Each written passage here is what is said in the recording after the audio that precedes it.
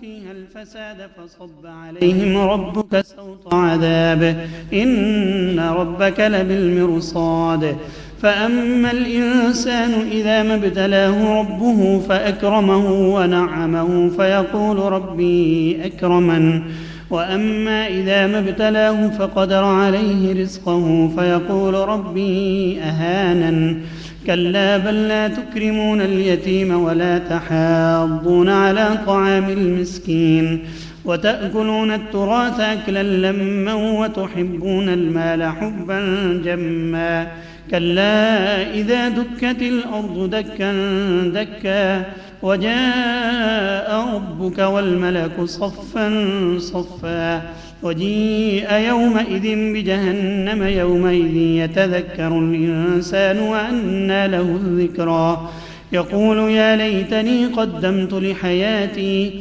فيومئذ لا يعذب عذابه أحد ولا يوثق وثاقه أحد يا أيتها النفس المطمئنة ارجعي إلى ربك راضية مرضية فادخلي في عبادي وادخلي جنتي.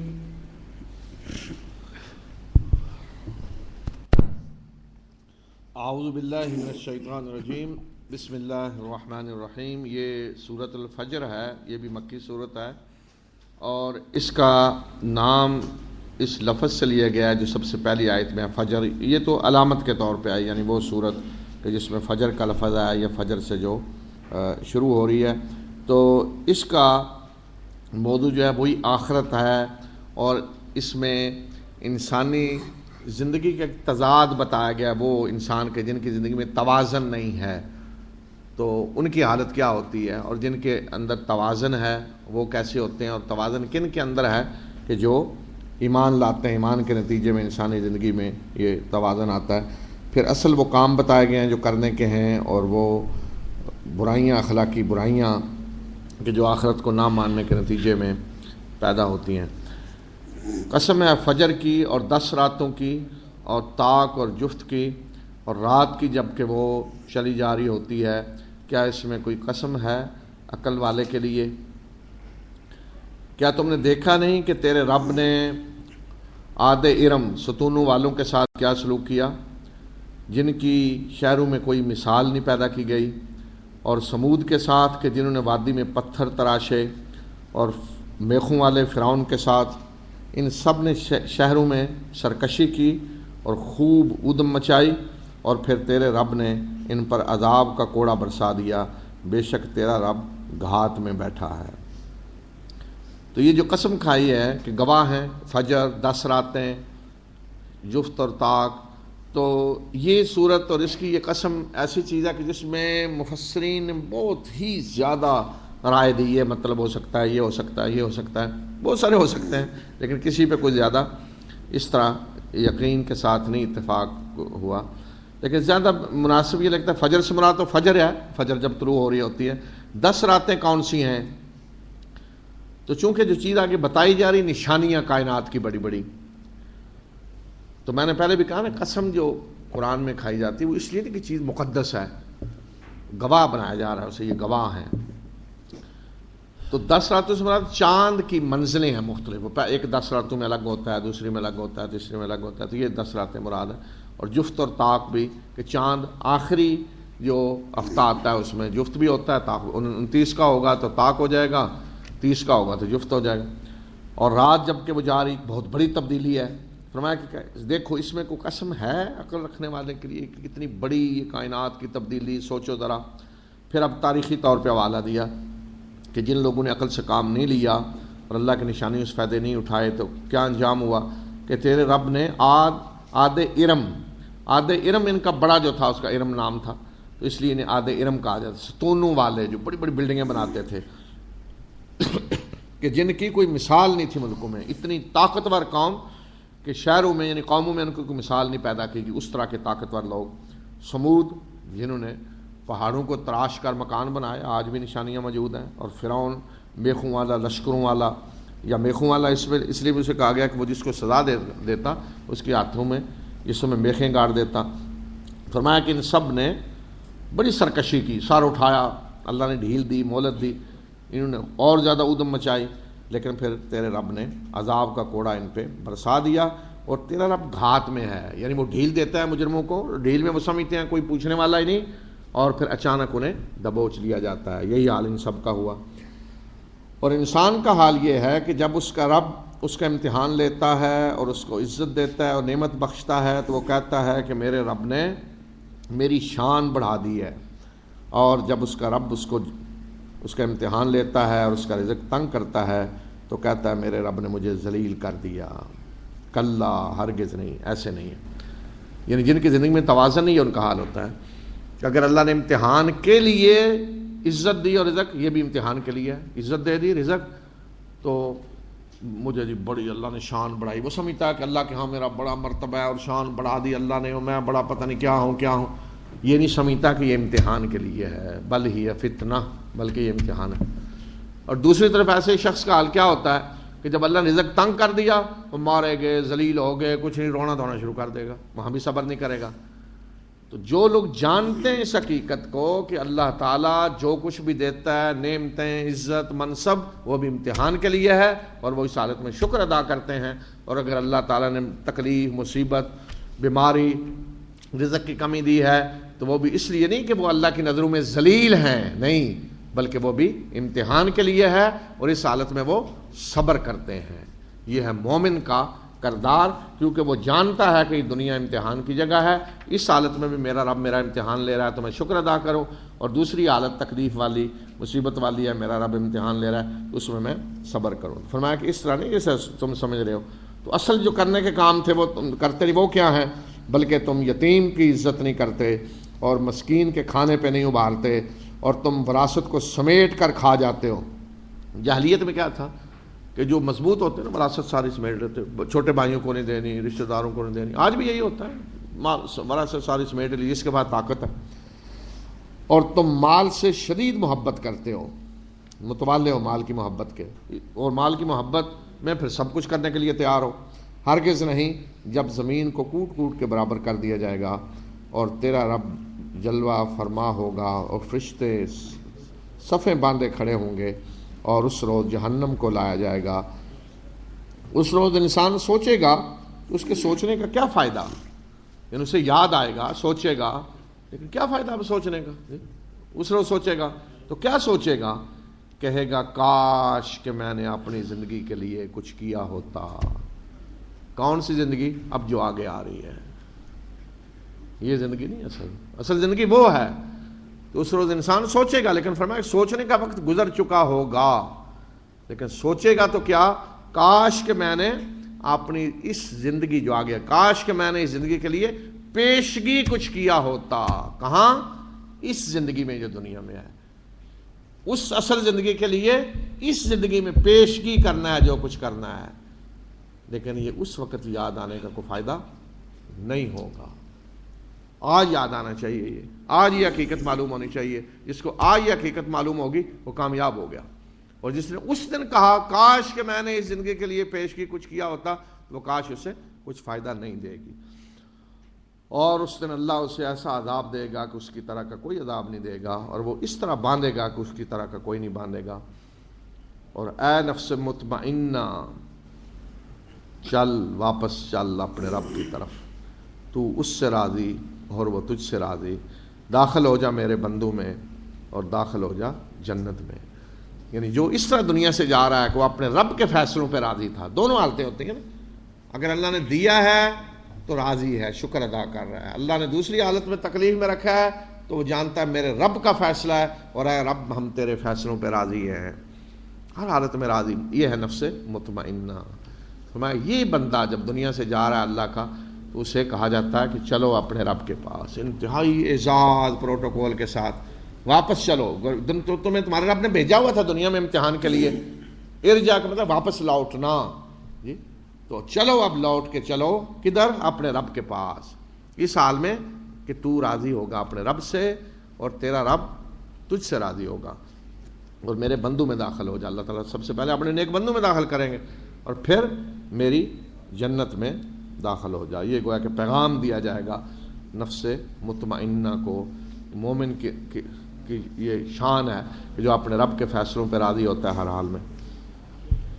بسم الله الرحمن الرحيم لا أقسم بهذا البلد وأنت حل بهذا البلد ووالد وما ولد لقد خلقنا الإنسان في كبد أيحسب أن لن يقدر عليه أحد يقول أهلكت مالا لبدا أيحسب أن لم يره أحد ألم نجعل له عينين ولسانا وشفتين وهديناه النجدين فلاقتحم العقبة وما أدراك ما العقبة فك رقبة أو إطعام في يوم ذي مسغبة يتيما ذا مقربة أو مسكينا ذا متربة ثم كان من الذين آمنوا وتواصوا بالصبر وتواصوا بالمرحمة أولئك أصحاب الميمنة والذين كفروا بآياتنا هم أصحاب المشأمة عليهم نار مؤصدة۔ بسم اللہ الرحمن الرحیم۔ یہ سورہ بلد ہے، پہلی ہی آیت میں البلد یعنی شہر کو اس کا علامتی نام قرار دیا گیا ہے۔ نہیں، میں قسم کھاتا ہوں اس سرزمین کی اور اے نبی صلی اللہ علیہ وسلم آپ اسی سرزمین میں مقیم ہیں۔ البلد یہ سرزمین، یہ شہر مکہ، البلد سے مراد مکہ یعنی مکہ کی سرزمین، اور آپ اسی سرزمین میں مقیم ہیں۔ اور قسم ہے والد کی اور اس کی اولاد کی، بے شک ہم نے انسان کو مشقت میں پیدا کیا ہے۔ کیا وہ سمجھتا ہے کہ اس پہ کوئی قدرت نہیں رکھتا؟ وہ کہتا ہے کہ میں نے ڈھیروں مال لوٹا دیا۔ کیا وہ سمجھتا ہے کہ اسے کسی نے دیکھا نہیں ہے؟ کیا ہم نے اسے 2 آنکھیں اور 1 زبان اور 2 ہونٹ نہیں دیے؟ اور ہم نے دونوں راستوں کی طرف اس کی رہنمائی نہیں کر دی؟ دونوں راستے کون سے؟ نیکی کا بھی اور بدی کا بھی، خیر کا بھی شر کا بھی، دونوں راستے بتا دیے ہیں۔ فلقتحم العقبہ، پس اس نے گھاٹی کو پار نہیں کیا۔ اور تمہیں کیا پتا کہ وہ گھاٹی کیا ہے؟ گردن کو آزاد کرانا، بھوک کے دن کھانا کھلانا کسی قرابت دار، یتیم یا خاک نشین مسکین کو، اور پھر وہ ان لوگوں میں سے بنے جو ایمان لائے اور جنہوں نے ایک دوسرے کو صبر کی وصیت کی اور رحمت کی وصیت کی۔ یہ وہ لوگ ہیں جو دائیں بازو والے ہیں، یا یہ وہ لوگ ہیں کہ جو خوش قسمت ہیں، خوش بخت ہیں۔ اور جنہوں نے کفر کیا ہماری آیات کا، یہ بائیں بازو والے ہیں یا یہ بدبخت ہیں۔ یہ وہ لوگ ہوں گے کہ جو آگ میں اوندے منہ پڑے ہوں گے، یعنی انہیں ڈال کر اوپر سے آگ کو ڈھانک دیا جائے گا، بند کر دیا جائے گا۔ تو شہر سے مراد تو مکہ ہے، اور والد اور اس کی اولاد حضرت آدم بھی ہو سکتے ہیں، آگے ساری ان کی اولاد، لیکن زیادہ صحیح یہی ہے کہ حضرت ابراہیم اور ان کی اولاد، کہ حضرت ابراہیم نے یہاں اپنی اولاد کو بسایا، اور ان کی اولاد کس طرح مشقتوں میں یہاں انہوں نے زندگی گزاری۔ فرمایا کہ ہم نے انسان کو مشقت میں پیدا کیا۔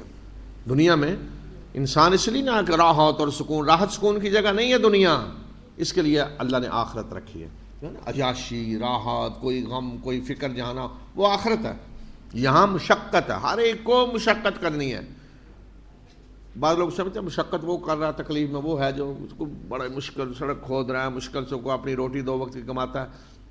بھئی ان کو تو بڑے آرام سے نیند آ رہی ہے، کوئی مسئلہ نہیں۔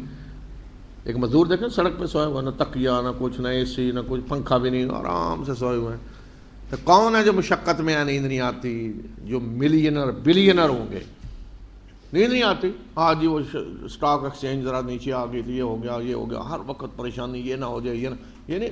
اگر ہو بھی گیا تو 500 ملین میں کوئی 10 ملین کم ہو جائے گا، یہ کیا ہوگا؟ لیکن اسی سے نیند نہیں آ رہی، پریشان، مشقت۔ تو انسان نے ہر ایک نے یہاں مشقت کرنی ہے، سوال ہی نہیں کہ اس سے کو بچ سکے۔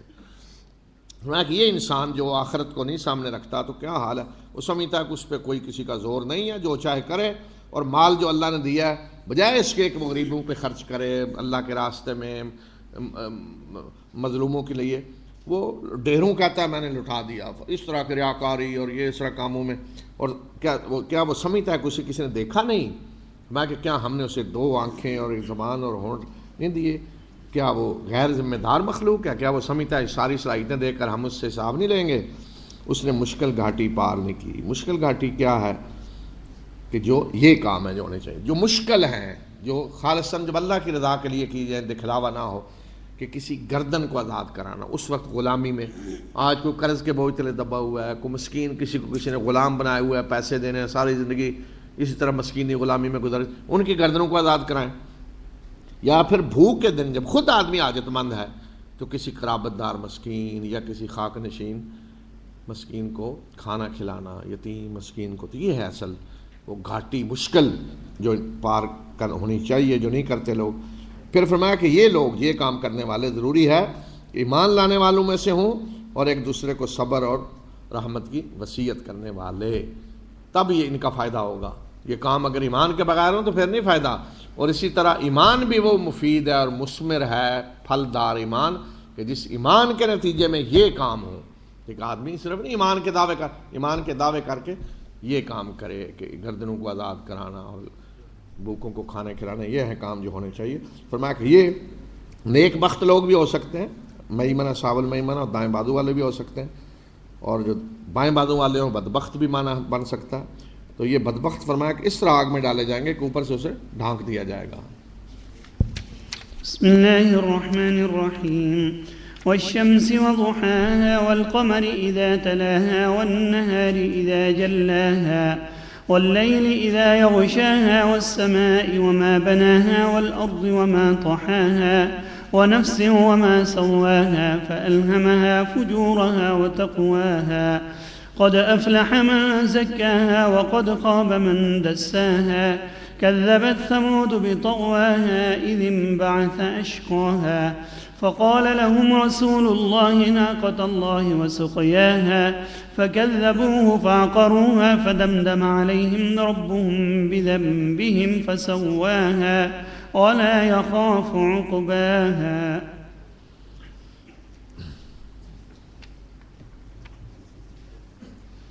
بسم اللہ الرحمن الرحیم. یہ سورت شمس ہے, نام علامت کے طور پہ ہے, یعنی شمس کا جس میں ذکر آیا, اور یہ بھی مکی صورت ہے. اور اس میں بھی وہ حقیقت جو پچھلی صورت میں بیان ہوئی نا کہ انسان کو اللہ تعالیٰ نے خیر اور شر کا راستہ بتا دیا ہے, نیکی اور بدی کا راستہ بتا دیا ہے, یعنی اس کی فطرت میں یہ چیز ڈال دی ہے. وہ فطرتاً پہچانتا ہے صحیح کیا ہے غلط کیا ہے, اور پھر اس کے نتائج کیا نکلتے ہیں آگے وہ بتایا. قسم ہے سورج کی اور اس کی دھوپ کی, اور چاند کی جب کہ وہ اس کے پیچھے آتا ہے, اور دن کی جب کہ وہ سورج کو نمایاں کر دیتا ہے, اور رات کی جب کہ وہ اس کو چھپا لیتی ہے, چھا جاتی ہے اس پہ, اور آسماں کی اور اس کے بنائے جانے کی قسم, اور زمین اور اس کے بچھائے جانے کی قسم, اور نفس کی اور اس کے سنوارے جانے کی قسم.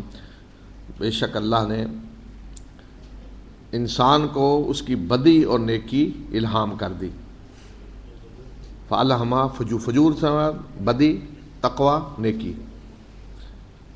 قد افلح من زکاہا, یقیناً فلاح پا گیا وہ جس نے نفس کو پاک کیا, اور نامراد ہوا وہ جس نے اسے آلودہ کیا, خاک آلود کر دیا. سمود نے جھٹلایا اپنی سرکشی کی وجہ سے کہ جب ان کا انتہائی بدبخت آدمی بفر کر اٹھا تو اللہ کے رسول نے اسے خبردار کیا کہ خبردار اللہ کی اونٹنی اور اس کا پانی پینا اس کا خیال رکھنا, یعنی اس کو نہ چھیڑنا, پانی پینے سے نہ روکنا. انہوں نے اس کو جھٹلایا اور اونٹنی کو مار دیا تو اللہ نے ان پر اپنا عذاب بھیجا اور ان کا ستھراؤ کر دیا, یعنی اپنے عذاب سے ڈھانک دیا ان کو اوپر سے.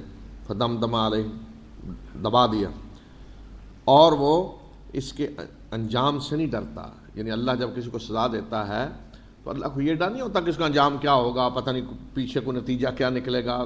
انسان تو جو بھی کام کرنے لگتا ہے سوچتا ہے نا پتہ نہیں کہ نتیجہ کیا ہوگا, انجام کیا ہوگا, کوئی مسئلہ نہ ہو, کوئی فرمایا کہ اللہ جب سزا کسی کو دے رہا ہے تو اسے فکر نہیں ہے کہ اب انجام کیا ہوگا. تو یہاں قسم جو کھائی ہے, سورج, اس کی دھوپ, چاند جب آتا ہے, اور دن جب وہ سورج کو نمایاں کر دیتا ہے, یہ بھی ایک معجزہ ہے قرآن کا. حالانکہ ہم کیا سمجھتے ہیں, ہم سمجھتے ہیں سورج دن کو روشن کرتا ہے, سورج آتا ہے تو دن روشن ہوتا ہے. قرآن کہہ رہا ہے نہیں, دن سورج کو نمایاں کر دیتا ہے. اور حقیقت یہی ہے, سورج آ کے دن کو روشن نہیں کرتا, دن سورج کو نمایاں کرتا. سورج تو ہے اپنی جگہ, سورج تو نہیں کہیں جا رہا, لیکن دن جب آتا ہے تو پھر سورج نظر آتا ہے، رات آتی ہے تو نظر نہیں آتا۔ اصل تو کیا نا کہ زمین کا حصہ جب وہ سورج کے سامنے آئے گا تو دن ہوگا، سورج تو اپنی جگہ ہے، تو گویا کہ سورج کو نمایاں کون کر رہا ہے؟ دن آ کے کر رہا ہے، اور رات اسے چھپا رہی ہے آ کر۔ اور یہ آج ثابت ہے نا، قرآن کے الفاظ دیکھیں، بالکل حق، سچائی، معجزانہ کلام۔ تو فرمایا کہ یہ گواہ ہیں ساری چیزیں کہ اللہ نے انسانی نفس کے اندر اس کی نیکی بدی دونوں الہام کر دی ہیں۔ تو اللہ کے رسول یہ بتانے نہیں آتے کہ یہ نیکی ہے، برائی ہے، جانتے ہیں لوگ کیا ہے۔ اللہ کے رسول یہ بتانے آتے ہیں کہ نیکی کا انجام یہ ہے اور برائی کا انجام یہ ہے، ورنہ کوئی انسان دنیا میں ایسا نہیں ہے کہ جو یہ نہ جانتا ہو کہ برائی کیا ہے اور نیکی کیا ہے، اچھائی کیا ہے اور برائی کیا ہے، حق کیا ہے، باطل کیا ہے، صحیح کیا ہے، غلط کیا ہے، اچھی طرح جانتے ہیں۔ کوئی کسی مذہب سے کسی کو لے لیں، سب جانتے ہیں کیا ہے، کوئی چھپی ہوئی نہیں ہے کسی چیز۔ تو جس نے فرمایا کہ اپنے نفس کو پاک کیا وہ فلاح پا گیا، یعنی جس نے اس کے اندر جو نیکی کا رجحان ہے اس کو پروان چڑھایا، اور نامراد ہوا جس نے خاک آلود کر دیا، جس نے جو نیکی کا رجحان ہے اس کو دبایا اور دوسرے کو پروان چڑھایا تو اس نے اپنے آپ کو برباد کر دیا۔ تو اس طرح فرمایا کہ سمود نے جو کچھ کیا وہ یہی مسئلہ تھا کہ انہوں نے سرکشی کی، اللہ کے مقابلے میں بغاوت کی، تو دیکھ لو کہ ان کا کیا انجام ہوا۔ بسم اللہ الرحمن الرحیم واللیل اذا یغشی والنہار اذا تجلی وما خلق الذکر والانثى ان سعیکم لشتی فاما من اعطى واتقى وصدق بالحسنى فسنيسره لليسرى واما من بخل واستغنى وكذب بالحسنى فسنيسره للعسرى وما يغني عنه ماله إذا تردى إن علينا للهدى وإن لنا للآخرة والأولى فأنذرتكم نارا تلظى لا يصلاها إلا الأشقى الذي كذب وتولى وسيجنبها الأتقى الذي يؤتي ماله يتزكى وما لأحد عنده من نعمة تجزى إلا ابتغاء وجه ربه الأعلى ولسوف يرضى۔ بسم اللہ الرحمن الرحیم۔ یہ سورۃ اللیل ہے، پہلی ہی آیت میں جو لیل کا لفظ ہے رات، اس کو اس کا نام قرار دیا گیا ہے۔ قسم ہے رات کی جب کہ وہ چھا جاتی ہے، اور دن کی جب کہ وہ چمکتا ہے، اور قسم ہے نر و مادہ کی تخلیق کی کہ بے شک تمہاری کوشش مختلف ہے۔ یعنی جس طرح یہ چیزیں مختلف ہیں، رات مختلف، دن مختلف ہے، نر و مادہ، اسی طرح فرمایا کہ تمہاری کوشش بھی مختلف ہے، مختلف، تم دنیا میں مختلف کوششیں کر رہے ہو، مختلف راستوں پہ چل رہے ہو۔ بس وہ شخص کے جس نے اللہ کے راستے میں خرچ کیا اور تقوی اختیار کیا، اچھے انجام کی تصدیق کی یعنی آخرت کی، تو اس کو ہم راحت کی منزل کا اہل بنائیں گے، آسانی، راحت۔ اور وہ شخص جس نے بخل سے کام لیا، بے نیازی برتی، تقوی کے مقابلے میں بے نیازی، اللہ کوئی پرواہ نہیں اللہ کی، اللہ سے بے نیاز ہو کر زندگی گزاری اور اچھے انجام کو جٹلایا، تو ہم کٹھن منزل کے لیے اسے ڈھیل دیں گے، ہم اسے موقع دیں گے کٹھن منزل کی طرف جانے کا، دنیا بھی تنگ اور آخرت کا عذاب۔ اور جب وہ کھڈ میں گرے گا تو اس کا مال اس کے کسی کام نہیں آئے گا، یعنی جہنم میں جب جا کے گرے گا تو پھر مال کسی کام نہیں آئے گا۔ بے شک ہمارے ذمے ہے رہنمائی کر دینا، اللہ فرما رہے ہیں کہ رہنمائی کرنا ہمارے ذمے ہے، وہ ہم نے کر دی رسولوں کے ذریعے، اللہ کی ذمہ داری ہے تو اپنے بندوں کی رہنمائی کرے، اس لیے رسول بھیجتا ہے۔ اور آخرت اور دنیا ہمارے ہی اختیار میں ہے، دنیا بھی ہمارے پاس ہے، آخرت بھی ہمارے پاس ہے، مالک اللہ آخرت کا بھی ہے، دنیا کا بھی ہے۔ میں نے تمہیں بھڑکتی ہوئی آگ سے خبردار کر دیا، ایسی آگ جو بھڑک رہی ہے، شعلے جس کے، اور اس میں نہیں داخل ہوگا مگر انتہائی بدبخت جس نے جھٹلایا اور منہ پھیرا، اور اس سے محفوظ رکھا جائے گا وہ انتہائی متقی آدمی کہ جس نے اپنا مال دیا پاک ہونے کے لیے، اور اس پر کسی کا کوئی احسان نہیں کہ جس کا بدلہ دیا جائے، یعنی مال وہ اس لیے نہیں اپنا دے رہا کہ کسی کا پہلے احسان ہے بدلہ دے رہا ہے، جیسے ہمارے یہاں ہوتا ہے نا، فلاں نے جی شادی پہ کوئی اتنا دیے تھے ہم اس کے بدلے میں ان کی شادی پہ دیں گے، فلاں نے جو ہمارے اس پہ یہ کیا تھا ہم بدلے میں دے رہے ہیں یہ، میں کہ اس پہ کسی کا بدلہ نہیں ہے کہ وہ دے رہا ہے، الا ابتغاء وجہ ربہ الاعلی، وہ تو صرف اور صرف اپنے رب برتر کی رضا کے لیے ہی سب کچھ کر رہا ہے۔ تو بہت سارے مفسرین نے کہا کہ حضرت ابو بکر کی طرف اشارہ ہے کہ وہ جس وقت مکہ میں جس طرح اپنا مال خرچ کر رہے تھے، غلاموں کو آزاد کرا رہے تھے، تو حضرت ابو بکر کے والد نے ایک دفعہ انہیں کہا کہ اگر غلام آزاد کرانا ہی ہیں، کوئی مضبوط قسم کے کرائیں کہ کل آپ کے کوئی کام بھی آئیں، بالکل ویسے ہی گروہ پڑے جو ہیں ان کو آزاد کرا رہے ہیں، آپ کے کس کام آئیں گے؟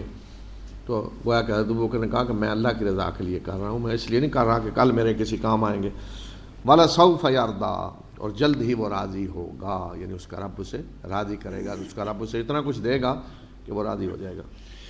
بسم الله الرحمن الرحيم والضحى والليل إذا سجى ما ودعك ربك وما قلى وللآخرة خير لك من الأولى ولسوف يعطيك ربك فترضى ألم يجدك يتيما فآوى ووجدك ضالا فهدى ووجدك عائلا فأغنى فأما اليتيم فلا تقهر وأما السائل فلا تنهر وأما بنعمة ربك فحدث۔ بسم اللہ الرحمن الرحیم، یہ سورۃ الضحیٰ ہے، اور ضحیٰ کہتے ہیں چاشت کے وقت کو، جب سورج کی دھوپ ذرا نکل آتی ہے، یہ وقت۔ قسم ہے ضحیٰ کی اور رات کی جب کہ وہ چھا جاتی ہے، آپ کے رب نے نہ تو آپ کو چھوڑا ہے اور نہ ہی وہ آپ سے بیزار ہوا ہے، اور یقیناً آخرت آپ کے لیے دنیا سے بہتر ہے۔ رسول اللہ صلی اللہ علیہ وسلم پہ کچھ دیر کے لیے وحی نہیں آئی تو آپ ظاہر لوگوں کو سناتے تھے، جب بھی وحی آئی سنا رہے ہیں، تو کچھ اس طرح جب وقفہ ہوا تو لوگوں نے پراپگنڈا شروع کر دیا۔ کسی نے کہا جو ان کا رب ان سے ناراض ہو گیا، نہیں جی ان کے رب نے چھوڑ دیا ہے تو اب وہ ناراض ہو کے اس نے وحی بند کر دی ہے، تو اس طرح کا پراپگنڈا۔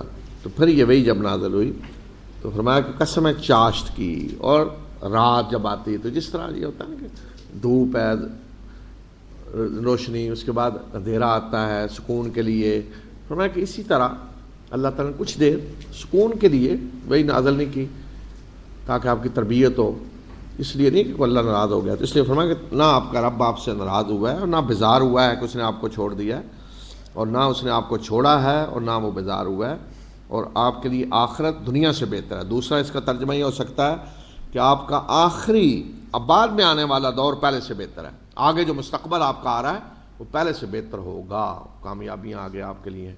تو دونوں مطلب صحیح ہیں، ترجمہ بھی دونوں طرح ہو سکتا ہے، اور آپ کا رب آپ کو اتنا دے گا کہ آپ راضی ہو جائیں گے، آگے اس قدر اللہ کے انعامات ہوں گے، فضل اور احسان اور کامیابیاں، فتوحات، کہ آپ راضی ہو جائیں گے۔ پھر فرمایا کہ کیا اسی طرح دیکھیں آپ کے رب کے پہلے کتنے احسانات ہیں، پیچھے ماضی میں ذرا دیکھیں، کیا اس نے آپ کو یتیم نہیں پایا اور پناہ دی، اور اس نے آپ کو راستے کا متلاشی پایا اور رہنمائی کی، اور آپ کو محتاج پایا اور غنی کر دیا۔ تو بس کسی یتیم کو نہ دبائیں اور سائل کو نہ جھڑکیں، اور اپنے رب کی نعمت کو بیان کریں۔ تو رسول صلی اللہ علیہ وسلم کے ماضی کا حوالہ دیا کہ کیا آپ کے رب نے آپ کو یتیم نہیں پایا کہ آپ یتیم پیدا ہوئے، والدہ بھی بعد میں فوت ہوگی تو اللہ نے آپ کا انتظام کیا، پناہ دی، کس طرح دادا نے پرورش کی، پھر آگے اللہ تعالیٰ نے انتظامات کیے، آپ کو راستے کا متلاشی پایا۔ دال کہتے ہیں ایسے شخص کو کہ جو ڈھونڈ رہا ہو راستہ کدھر ہے، جیسے کوئی چراہے پہ کھڑا ہے، ادھر جانا ادھر جانا۔ تو رسول اللہ صلی اللہ علیہ وسلم نبوت سے پہلے یہ تو جانتے تھے کہ یہ شرک کا سارا نظام گمراہی ہے، لیکن صحیح راستہ کیا ہے، اس سے نکلنے کا راستہ کیا ہے، یہ آپ کے سامنے نہیں تھا۔ اسی لیے آپ غور و فکر کے لیے غار حرا میں جاتے، بیٹھتے، سوچتے، پریشان، کس طرح قوم کو اس ظلم سے نجات دلائی جائے، صحیح راستہ کیا ہے، اس کی تصویر کھینچی۔ اور اس طرح فرمایا کہ آپ فقیر تھے، آپ کے پاس مال و دولت نہیں تھا، اللہ نے آپ کو غنی کیا۔ کس طرح کہ حضرت خدیجہ سے جب آپ کا نکاح ہوا تو مالدار تھیں، ان کی ساری دولت آپ کے پاس آ گئی تو اللہ نے آپ کو مالدار کر دیا۔ تو فرمایا کہ چونکہ آپ کے رب پہ یہ سارے احسانات ہیں تو آپ جانتے ہیں یتیمی کیا ہوتی ہے، تو کسی یتیم کو نہ دبائیں اور سائل کو نہ جھڑکیں۔ سائل دونوں طرح کے ہو سکتے ہیں، ایک یہ کہ ویسے کو مانگنے والا فقیر، اور ایک سائل وہ بھی ہو سکتا ہے جو دینی مسئلہ پوچھ رہا ہے، جس طرح حضرت ابن مکتوم آئے تھے، سائل ہی بن کے آئے تھے نا کہ اللہ کے رسول مجھے علم سکھائیں جو اللہ نے آپ کو سکھلایا۔ تو اس طرح کے کسی سائل کو بھی نہیں جھڑکنا چاہیے. اور آپ فرمایا کہ اپنے رب کی نعمت کو بیان کریں، جب بھی جس جگہ موقع ہو اپنے رب کی نعمتوں کا ذکر کریں، بیان کریں، مجھ پہ میرے رب کا یہ احسان آتا ہے، اللہ نے یہ دیا ہے، چھپائیں نہیں اس کو. بسم اللہ الرحمن الرحیم. ألم نشرح لك صدرك ووضعنا عنك وزرك الذي أنقض ظهرك ورفعنا لك ذكرك فإن مع العسر يسرا إن مع العسر يسرا فإذا فرغت فانصب وإلى ربك فارغب. بسم اللہ الرحمن الرحیم. یہ سورت جو ہے علم نشرح، یہ سورت جو ہے پچھلی سورت کے موضوع سے ملتا ہے اس کا موضوع، اور اس میں رسول اللہ صلی اللہ علیہ وسلم کی جو وحی کے نزول سے پہلے کی کیفیت تھی نا، اس کا نقشہ کھینچا گیا. اور جس طرح پہلے کہا ہے نا کہ اللہ نے آپ کو متلاشی پایا راہ کا اور رہنمائی کی، تو یہاں وہی نقشہ کھینچا ہے کہ کس طرح کی کیفیت تھی آپ کی، اور کس طرح اللہ تعالیٰ نے پھر اس سے آپ کو نکال کے آپ کی رہنمائی کی اور آپ کا سینہ کھولا. تو میں نے کہا نا رسول صلی اللہ علیہ وسلم وہی سے پہلے پریشان تھے، ایک بوجھ تھا آپ پہ جو آپ کی کمر توڑے دے رہا تھا. ایک طرف مشرکانہ سارا نظام اور دوسری طرف ظلم کا نظام جس میں لوگ پسے ہوئے تھے، دبائے جا رہا تھا، انہیں خون چوسا جا رہا، جیسے آج ہو رہا ہے بہت ساری جگہوں پہ. تو آپ ان سارا کچھ دیکھ کر کڑ رہے تھے، تکلیف مبتلا تھے، کس طرح مظلوموں کی مدد کی جائے، کس طرح عدل و انصاف کا نظام آئے، کس طرح شرک کو ختم کیا جائے. لیکن آپ کے پاس کوئی اس کا پروگرام نہیں تھا، کیسے کرنا ہے کوئی پروگرام نہیں تھا. تو اللہ نے وہ پروگرام جب دے دیا تو آپ کا سینہ کھل گیا اور آسانیاں ہو گئیں، راستہ مل گیا. تو یہ تصویر کھینچی. کیا ہم نے آپ کے لیے آپ کا سینہ کھول نہیں دیا اور آپ سے آپ کا وہ بوجھ اتار نہیں دیا جو آپ کی کمر توڑے دے رہا تھا، اور آپ کے لیے آپ کا آوازہ بلند کر دیا؟ بے شک مشکل کے ساتھ آسانی ہے، بے شک مشکل کے ساتھ آسانی ہے. اور جب آپ فارغ ہوں تو کمر بستہ ہو جائیں اور اپنے رب کی طرف متوجہ ہوں، اپنے رب سے لو لگائیں. تو یہ اس وقت کا نقشہ کھینچا کہ آپ کی کمر توڑے دے رہا تھا وہ جو ہم نے اتار دیا. راستہ مل گیا، آپ کو پیغام مل گیا، اور غار راہ سے آپ نکلے تو آپ لوگوں کو پیغام دے رہے ہیں کہ یہ ہے نجات کا راستہ، دنیا میں ظلم کو ختم کرنے کا راستہ، عدل کے نظام کا راستہ، اور یہ آخرت کی کامیابی کا راستہ. اب سینہ آپ کا روشن ہو چکا ہے، کھل چکا ہے، وہ گھٹن ختم، جو پریشانی تھی ختم. اور آپ نے فرمایا کہ آپ کا آوازہ ہم نے بلند کر، آپ کا ذکر بلند کر دیا. یعنی اب جہاں اللہ کا نام لیا جا رہا ہے ساتھ آپ کا نام لیا جا رہا ہے، پوری دنیا میں قیامت تک اللہ نے آپ کے ذکر کو بلند کر دیا. فرمایا کہ اللہ کا نظام ہے مشکل کے ساتھ، مشکل جب ہوگی آسانی آئے گی، مشکل جب ہوگی آسانی آئے گی. تو یہ سنت اللہ کی ایسے ہوگا، جو مشکلات ہیں یہ رہیں گی، اللہ کی سنت ہے، لیکن ہر مشکل کے ساتھ آسانی آئے گی آگے. بسم اللہ الرحمن الرحیم.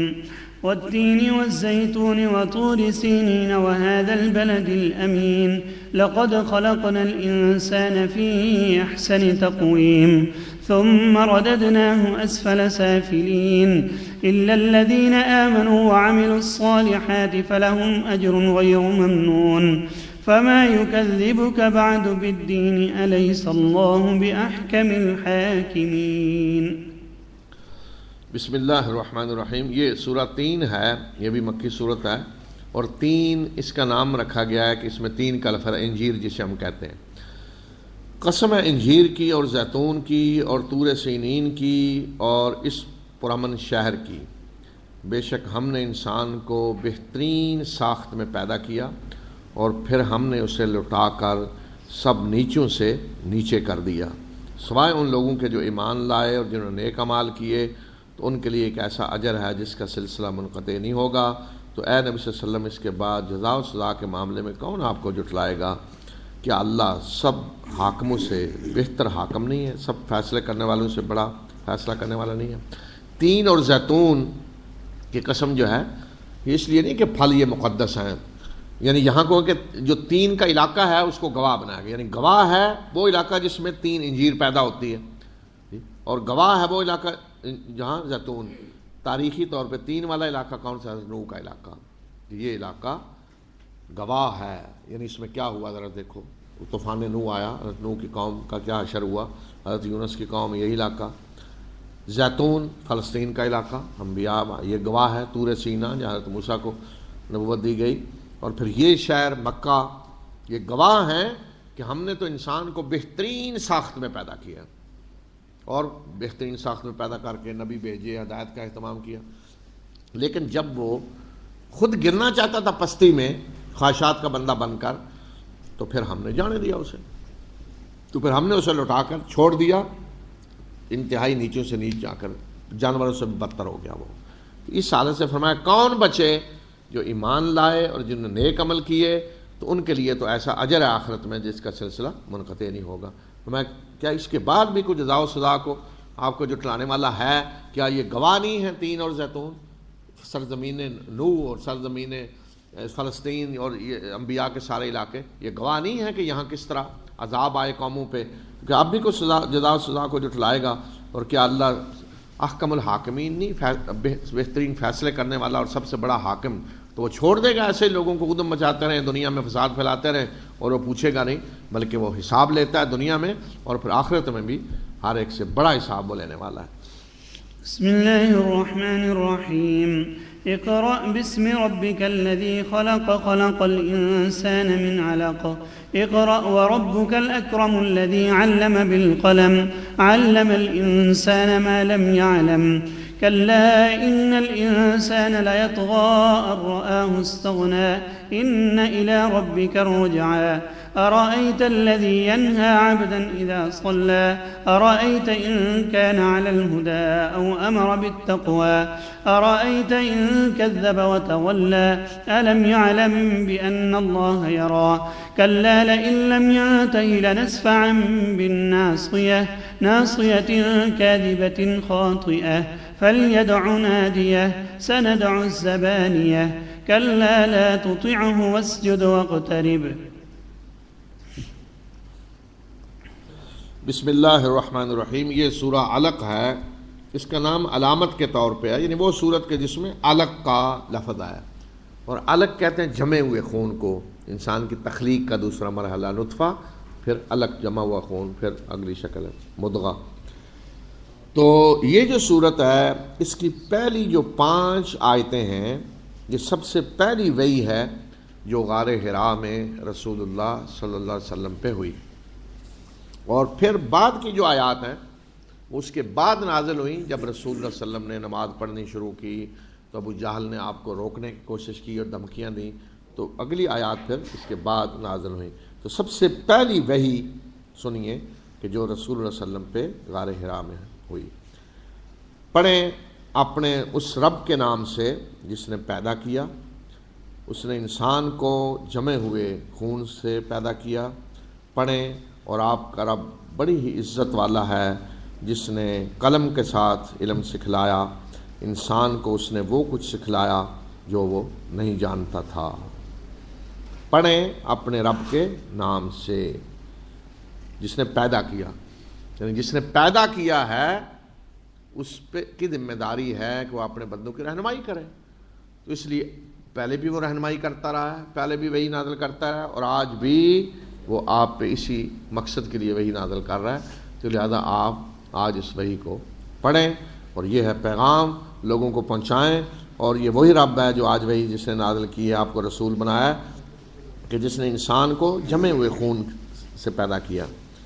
اور پڑھیں آپ کا رب بڑی عزت والا ہے، اکرم، بڑا معزز عزت والا، کہ اس نے انسان کو قلم سے سکھلایا. لیکن ایک تو نے علم سکھلایا، اللہ کا فضل، پھر یہ قلم سے سکھلایا. قلم سے سکھلانے ہی کا یہ نتیجہ ہے کہ آج انسان اپنے سارے علم کو محفوظ رکھ رہا ہے. اگر یہ قلم سے نہ انسان کو سکھلایا جاتا، لکھنے والا نہ بنتا انسان، تو کوئی انسانی علم محفوظ نہیں رہ سکتا تھا، نہ دینی علم، نہ کتابوں کا علم، نہ سائنسی علم. آج یہ قلم ہی ہے کہ جس کے انسان اپنے سارے علم کو محفوظ رکھ رہا ہے. تو اس لیے اللہ تعالیٰ نے یہ بتا بھی دیا کہ اب یہ امت جو آ رہی ہے نا، اس سے امت قلم بننا چاہیے، کہ قلم ہاتھ میں لیں اور قلم سے اللہ نے جو علم سکھایا ہے اس کو آگے بڑھائیں، اگلی نسلوں تک پہنچائیں، محفوظ کریں، اور انسان کو اس نے وہ کچھ سکھلایا وہ جو نہیں جانتا تھا۔ انسان کچھ نہیں جانتا تھا، پیدا ہوا کوئی اسے پتہ نہیں۔ آج جو کچھ اس کے پاس ہے، خواہ وہ سائنسی علم ہے، سائنسی ترقی ہے، یا جو بھی علم ہے، وہ اللہ نے اسے سکھلایا، اللہ کے سکھلانے سے وہ سیکھا ہے۔ پھر اگلی آیات نازل ہوئیں جب رسول صلی اللہ علیہ وسلم نے نماز پڑھنی شروع کی، تب ابو جہل اور اس طرح کے بد کرداروں نے روکنے کی کوشش کی، دھمکیاں دیں، تو پھر اگلی آیات نازل ہوئی، ہرگز نہیں، بے شک انسان سرکشی کرتا ہے اس بنیاد پہ کہ وہ اپنے آپ کو بے نیاز دیکھ رہا ہے، بے شک تیرے رب ہی کی طرف پلٹ کر جانا ہوگا۔ کیا آپ نے اس شخص کو دیکھا جو ایک بندے کو روکتا ہے جب وہ نماز پڑھتا ہے؟ کہ آپ نے دیکھا کہ اگر وہ بندہ جسے وہ روک رہا ہے، اگر وہ بندہ ہدایت پہ ہو یا اس نے تقوی کا حکم دیا ہو، کیا آپ نے دیکھا اس شخص کو جو روکتا ہے کہ اگر وہ اس نے جھٹلایا ہو اور اس نے منہ پھیرا ہو، کیا وہ جانتا نہیں کہ بے شک اللہ دیکھ رہا ہے؟ ہرگز نہیں، اگر وہ باز نہ آیا تو ہم اس کی پیشانی سے اسے پکڑیں گے، جھوٹی اور خطاکار پیشانی، پھر وہ بلا لے اپنے حامیوں کو اور ہم بھی دوزخ کے فرشتوں کو بلا لیں گے، ہرگز نہیں، اس کی قطعاً بات نہ مانیں اور سجدہ کریں اور قرب حاصل کریں، یعنی اپنے رب کا قرب حاصل کریں۔ تو ابو جہل نے خصوصاً جس چیز سے روکا کہ سجدہ، کہا میرے سامنے سجدہ کیا تو میں آپ کی گردن پہ پاؤں رکھ دوں گا، سجدہ نہیں میں کر، یہ کیا ہے نئی طریقہ جی بات، سجدہ ہو رہا ہے، یہ کیا ہو رہا ہے، تو میں سجدہ نہیں کرنے دوں گا، میرے سامنے سجدہ ہوا تو میں، یہ دھمکیاں دی اس نے۔ تو اللہ تعالیٰ نے پھر نا دھمکی کیا، حالانکہ یہ ابتدائی آیات ہے کہ کیا اس شخص انسان نے سرکشی کی، یعنی ابو جہل اور اس طرح سے بدماش سرکشی کر رہے ہیں، کیوں کہ اللہ نے بے نیاز کر دیا، دولت مل رہی ہے، اولاد، سرداریاں، سب کچھ، اللہ کے باغی سرکش بنے ہوئے، اللہ دے رہا ہے نا سارا، تو سمجھ رہے ہیں ہم بے نیاز ہیں اللہ سے، لیکن فرمایا کہ تیرے رب کی طرف پلٹ کر جانا ہے، جانا وہیں ہے، پتہ چل جائے گا ان کو کہ بے نیاز ہے یا کیا ہے۔ کیا اس شخص کو دیکھا، خیال کیا کہ جو آج اللہ کے بندے کو روک رہا ہے، نبی صلی اللہ علیہ وسلم کو، کہ جب وہ نماز پڑھتے ہیں نماز سے روک رہا ہے، اور سوچے ذرا کہ اگر وہ بندہ جس سے وہ روک رہے ہیں اللہ کے رسول صلی اللہ علیہ وسلم وہ ہدایت پر ہوں، نیکی کی تقوی کی بات کر رہے ہوں، اور وہ بندہ جو روکنے والا ہے کون ہے کہ جھٹلا رہا، اس نے منہ پھیرا، کیا اسے پتہ نہیں کہ اللہ دیکھ رہا ہے؟ پھر فرمایا کہ اگر وہ باز نہ آیا تو ہم پیشانی سے پکڑ کے وہ گھسیٹیں گے، پیشانی سے بالوں سے پکڑ کے، یہ ذلت اور رسوائی کی نشانی ہوتی ہے، پیشانی سے پکڑ کے گھسیٹیں گے، وہ پیشانی جو خطا کار اور جھوٹی پیشانی ہے۔ یہ بھی ایک قرآن کا معجزہ ہے۔ آئیے ثابت ہے کہ انسان کی ساری جو خصوصاً جھوٹ اور ہوتے ہیں نا ساری اس طرح کی حرکتیں، چپ یہیں ہوتی ہے پیشانی میں، پیشانی ہی سے یہیں سارا کچھ ظاہر ہوتا ہے، کیا ہے جھوٹ، اور جو کچھ بھی انسان کرتا ہے نا یہاں ظاہر یہاں ہوتا ہے۔ تو اس طرح فرمایا جھوٹی پیشانی جس میں جھوٹ ہے، تو بلا لے اپنے حامی کو۔ ابو جہل کہتا تھا میرے اتنے حامی ہیں، میں آواز دوں تو یہ وادی بھر جائے، تو اللہ تعالیٰ نے فرمایا بلا لیں حامیوں کو، ہم بھی ذرا دوزخ کے فرشتوں کو بلا لیتے ہیں۔ تو نبی صلی اللہ علیہ وسلم نے فرمایا کہ بالکل قطعاً ہرگز نہیں، ذرا اس کے سامنے نہ دبیں، دیکھ لیتے ہیں ہم کیا کرتا ہے، آپ سجدہ کریں اور اللہ کا قرب حاصل کریں۔ تو رسول صلی اللہ علیہ وسلم اسی طرح سجدے میں تھے، تو قریش کے نماز پڑھ رہے تھے، قریش کے سردار بیٹھے تھے، ابو جہل آ گیا، انہوں نے کہا آج جیسے ہوتا نا آج موج میلہ دیکھتے ہیں ذرا، ان کے لیے یہ موج میلہ تھا، بدبخت دیکھیں کہ موج میلہ تماشا، کہ ابو جہل کو کہا ہاں جی وہ نماز پڑھ رہے ہیں، پھر آپ بڑے دھمکیاں دیتے تھے جائیں، تو وہ ظاہر ہے اس نے کہا ہوا تھا، دھمکی دی، دوڑا آگے گیا، جب آگے ہوا تو دوڑ کے پیچھے بھاگا، کیا ہو گیا، ہنسنے لگے سارے، جو کیا ہو گیا، اس کو کہتے نا بڑا بہت بڑا تھا جی سردار، کیا ہو گیا کیوں، اس نے کہا پتہ نہیں، ایسے لگا جیسے کوئی اونٹ میری طرف آ رہا ہے، مجھے کھانے لگا ہے۔ تو رسول اللہ صلی اللہ علیہ وسلم نے فرمایا کہ اگر یہ آگے بڑھتا تو دن دہاڑے اس کو اللہ کے فرشتے اچک لیتے، ورنہ تو اللہ نے غیب میں رکھا ہوا ہے نا بہت سارا، غیب میں یعنی اعلانیہ فرشتے اس کو اٹھا لیتے، اچک لیتے۔ اتنی بدماشی کہ اللہ کے رسول سجدہ کر رہے ہیں، تم کہتے ہو میں گردن پہ پاؤں رکھوں گا، لیکن اللہ نے ڈھیل دی ہے، مہلت دی ہے کافروں کو، مجرموں کو، لیکن اتنی تو نہیں نا کہ اللہ کے رسول کو گردن پہ پاؤں رکھ رہا ہے جا کر۔ تو آپ نے فرمایا کہ وہ فرشتے تھے جو درمیان میں آگے، اور اس طرح یہ بھاگا خوف سے، تو آپ نے فرمایا کہ فرشتے اچک لیتے اگر یہ آگے بڑھتا۔ بسم اللہ الرحمن الرحیم إنا أنزلناه في ليلة القدر وما أدراك ما ليلة القدر ليلة القدر خير من 1000 شهر تنزل الملائكة والروح فيها بإذن ربهم من كل أمر سلام هي حتى مطلع الفجر. بسم اللہ الرحمن الرحیم. یہ سورۃ القدر ہے. قدر یعنی لیلۃ القدر جس میں قدر کا ذکر آیا اور اس کا موضوع بھی لیلۃ القدر ہی ہے اور نام بھی قدر ہے. قدر کا معنی کیا ہے؟ قدر کے دو معنی ہیں. ایک تو یہ کہ جسے ہم اردو میں کہتے ہیں قدر و منزلت، یعنی لیلۃ القدر قدر و منزلت والی رات. اور دوسرا معنی قدر کا تقدیر بھی ہوتا ہے، تقدیر والی رات. تو اس رات میں دونوں چیزیں موجود ہیں، قدر و منزلت والی بھی ہے اور تقدیر والی بھی ہے. تو گویا کہ لفظ کے جو دونوں معنی ہیں وہ دونوں معنی یہاں مراد ہیں. تو اللہ تعالیٰ فرما رہے ہیں کہ ہم نے اس قرآن کو لیلۃ القدر میں نازل کیا ہے، یعنی ایک بابرکت رات میں، ایک انتہائی قدر و منزلت والی رات میں، اور ایسی رات جو تقدیر کی رات ہے جس میں تقدیر کے بڑے بڑے فیصلے ہوتے ہیں. وما ادراک ما لیلۃ القدر، اور تم کیا جانو کہ وہ لیلۃ القدر کیا ہے. یعنی تم اس کی قدر و منزلت اور اس کے مقام و مرتبے کا سوچ بھی نہیں سکتے، اندازہ نہیں کر سکتے، شمار ہی نہیں کر سکتے، ممکن ہی نہیں تم وہ اندازہ لگا سکو. لیلۃ القدر 1000 مہینے سے بہتر ہے. اس میں فرشتے اور روح امین ہر حکم لے کر اپنے رب کے اذن سے نازل ہوتے ہیں.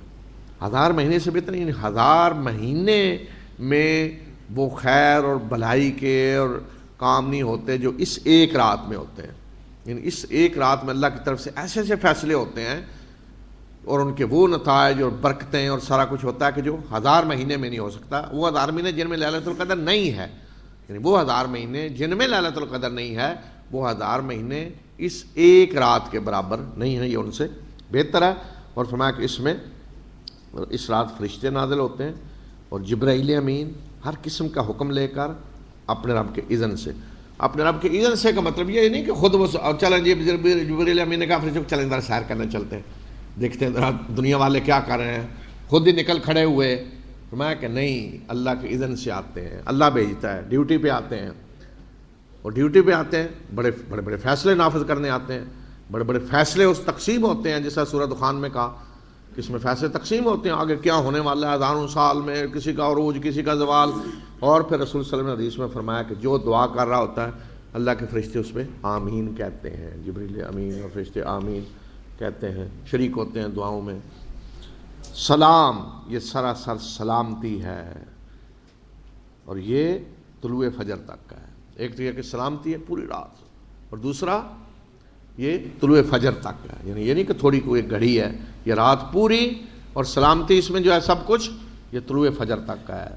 تو رات جو ہے لیلہ، جب کہا لیلہ سورج غروب ہونے کے بعد رات شروع ہوتی ہے اور طلوع فجر تک پورا یہ وقت جو ہے نا، یہ اس پورے وقت کو کہا ہے سلامتی. پورا یہ وقت جو ہے اس میں اللہ کے فرشتے نازل ہوتے ہیں. تو ہمارے ہاں جو یہ سمجھ لیا گیا نا کہ وہ چند گھڑیاں ہوتی ہیں، یہ چند گھڑیاں نہیں، پوری رات ہے.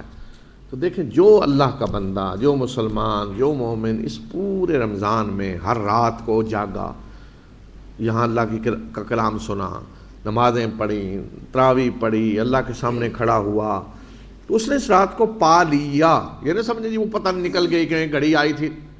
پوری رات ہے اور پورے رمضان میں ہے، رمضان میں ہی ہے نا، اس سے باہر تو نہیں ہے. اور پھر رسول صلی اللہ علیہ وسلم نے فرمایا کہ آخری عشرے میں بھی، طاق راتوں میں. لیکن جو شخص پورے رمضان میں قیام کر رہا ہے، پوری رات اللہ کے سامنے بیٹھا ہے، دعائیں کر رہا ہے، قرآن سن رہا ہے، اللہ کا ذکر کر رہا ہے، تو اس رات کو تو پا لیا. سوال ہی نہیں کہ وہ رات نہیں ملی جی کہاں پتہ نہیں کدھر گئی، وہ ملی، لازماً ملی. اس کی برکتوں سے اللہ کے بندے مستفید ہوتے ہیں، سارے انہیں فائدے ہوتے ہیں، اس کی اللہ کی رحمتیں ان پہ نازل ہوتی ہیں. تو یہ یقین ہونا چاہیے کہ پا لیا اس کو، وہ محروم نہیں آدمی ہوتا جب سارا رمضان اللہ کی عبادت کرتا ہے اور آدمی اس میں وقت اپنا سارا اللہ کی حمد تسبیح اس کے قرآن کو پڑھنے سننے میں گاتا ہے، تو گویا کہ اس رات کو پا لیا. بسم اللہ الرحمن الرحیم. لم يكن الذين كفروا من أهل الكتاب والمشركين منفكين حتى تأتيهم البينة رسول من الله يتلو صحفا مطهرة فيها كتب قيمة وما تفرق الذين أوتوا الكتاب إلا من بعد ما جاءتهم البينة وما أمروا إلا ليعبدوا الله مخلصين له الدين حنفاء ويقيموا الصلاة ويؤتوا الزكاة وذلك دين القيمة إن الذين كفروا من أهل الكتاب والمشركين في نار جهنم خالدين فيها أولئك هم شر البرية إن الذين آمنوا وعملوا الصالحات أولئك هم خير البرية جزاؤهم عند ربهم جنات عدن تجري من تحتها الأنهار خالدين فيها أبدا رضي الله عنهم ورضوا عنه ذلك لمن خشي ربه. بسم اللہ الرحمن الرحیم. یہ سورہ بینہ ہے. اس کا نام تو علامت کے طور پہ ہے کہ جس میں حتیٰ تأتیہم البینہ میں بینہ، اور بینہ کہتے ہیں کہ واضح نشانی کو، معجزہ، پیچھے بھی ذکر گزرا ہے، بینات. تو یہ صورت بھی مکی ہے، اور بعض علماء نے اس کو مدنی بھی کہا ہے، لیکن اس کا جو موضوع ہے اور انداز ہے وہ مکی صورتوں والا ہی ہے، لیکن تھوڑا سا اس میں ایسا ہے کہ اگر کوئی مدنی بھی اسے کہے تو بہرحال انکار نہیں کیا جا سکتا. اہل کتاب اور مشرکوں میں سے جنہوں نے کفر کیا وہ بعد آنے والے نہیں تھے یہاں تک کہ ان کے پاس ایک واضح نشانی آ جائے. یعنی وہ اپنے کفر سے بعد آنے والے نہیں تھے جب تک ان کے پاس کوئی واضح نشانی نہ آ جائے. وہ واضح نشانی کیا؟ کہ اللہ کی طرف سے ایک رسول جو پاکیزہ صحیفے پڑھتا ہوا آئے جس میں واضح احکام ہوں. گویا کہ اہل کتاب اور مشرک سارے یہ مطالبہ کر رہے تھے کہ نہیں جی ہم نہیں ایمان لائیں گے، ہم کفر سے بعد نہیں آئیں گے جب تک کہ اس طرح ہمارے پاس واضح نشانی آئے کہ اللہ کا رسول واضح صحیفے پڑھتا ہوا، لکھے ہوئے کتابیں آئیں پڑھتے ہوئے جس میں واضح احکام ہو. اس کے بغیر ہم ایمان نہیں لائیں گے. گویا کہ یہ وہ کہہ رہے ہیں کہ ہم بعد نہیں آئیں گے کفر سے اور ایمان نہیں لائیں گے جب تک یہ نشانی نہ آ جائے. فرمایا اچھا اگر یہ بات ہے تو پہلے جو کچھ تم نے کیا وہ کیا تھا؟ واضح نشانیاں نہیں تھیں. تو اس لیے فرمایا اور جن کو کتاب دی گئی تو وہ تفرقہ میں نہیں پڑے مگر اس کے بعد کہ یہ بینہ ان کے پاس آ چکی تھی. پہلے واضح نشانیاں آ چکی تھیں، اس کے باوجود انہوں نے اختلاف کیا، آپس میں جھگڑے اور دین کو ٹکڑے ٹکڑے کیا. اور حالانکہ انہیں اس کے سوا کوئی حکم نہیں دیا گیا تھا کہ وہ اللہ کی عبادت کریں، دین کو اس کے لیے خالص کرتے ہوئے یکسو ہو کر نماز قائم کریں اور زکوٰۃ دیں، اور یہ ہے صحیح سیدھا دین. انہیں حکم تو یہ دیا گیا تھا صرف اللہ کی عبادت کریں، یکسو ہو کر نماز قائم کریں، زکوٰۃ، اور یہ ہے سیدھا دین. لیکن کیا اس پہ وہ چلے؟ صرف اللہ کی عبادت کی نہیں، شرک میں مبتلا ہوئے.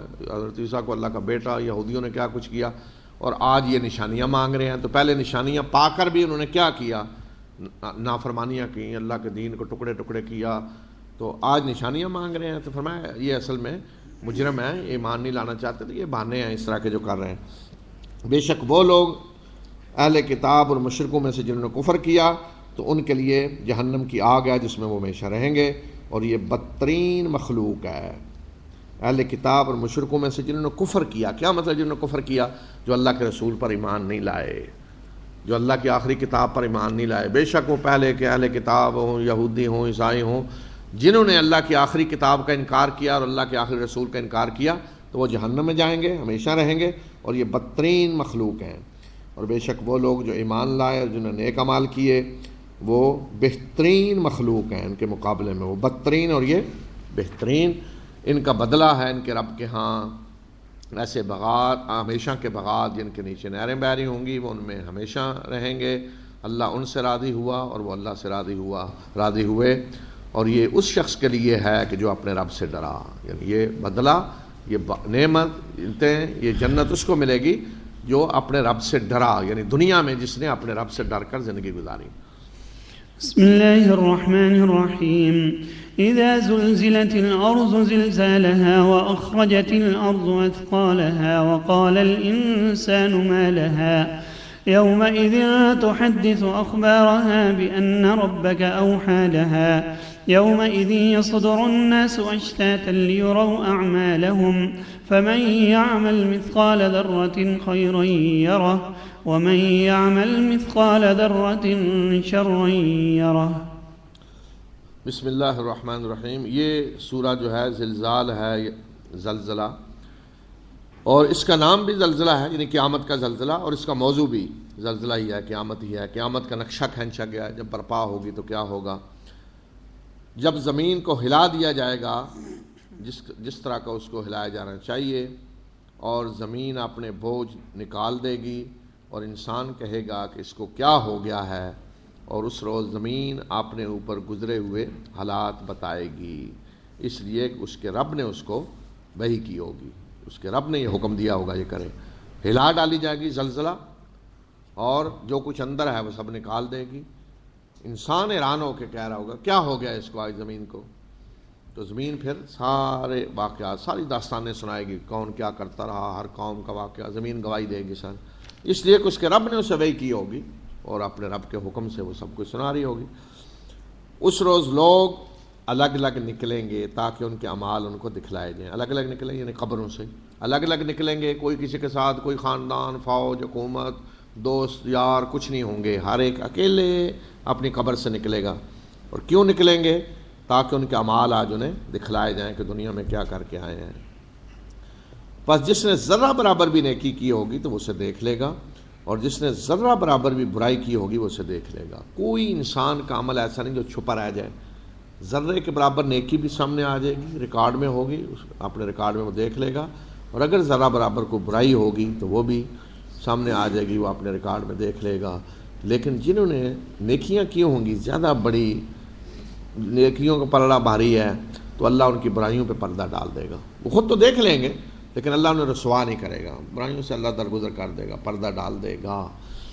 لیکن جن کے برائیوں کے پلڑے بھاری ہوں گے تو پھر انہیں چھوٹی چھوٹی برائیوں کا بھی حساب دینا پڑے گا، پھر ہر چیز ان کی سامنے آئے گی، پھر ان سے کوئی درگزر نہیں ہوگی۔ بسم اللہ الرحمن الرحیم۔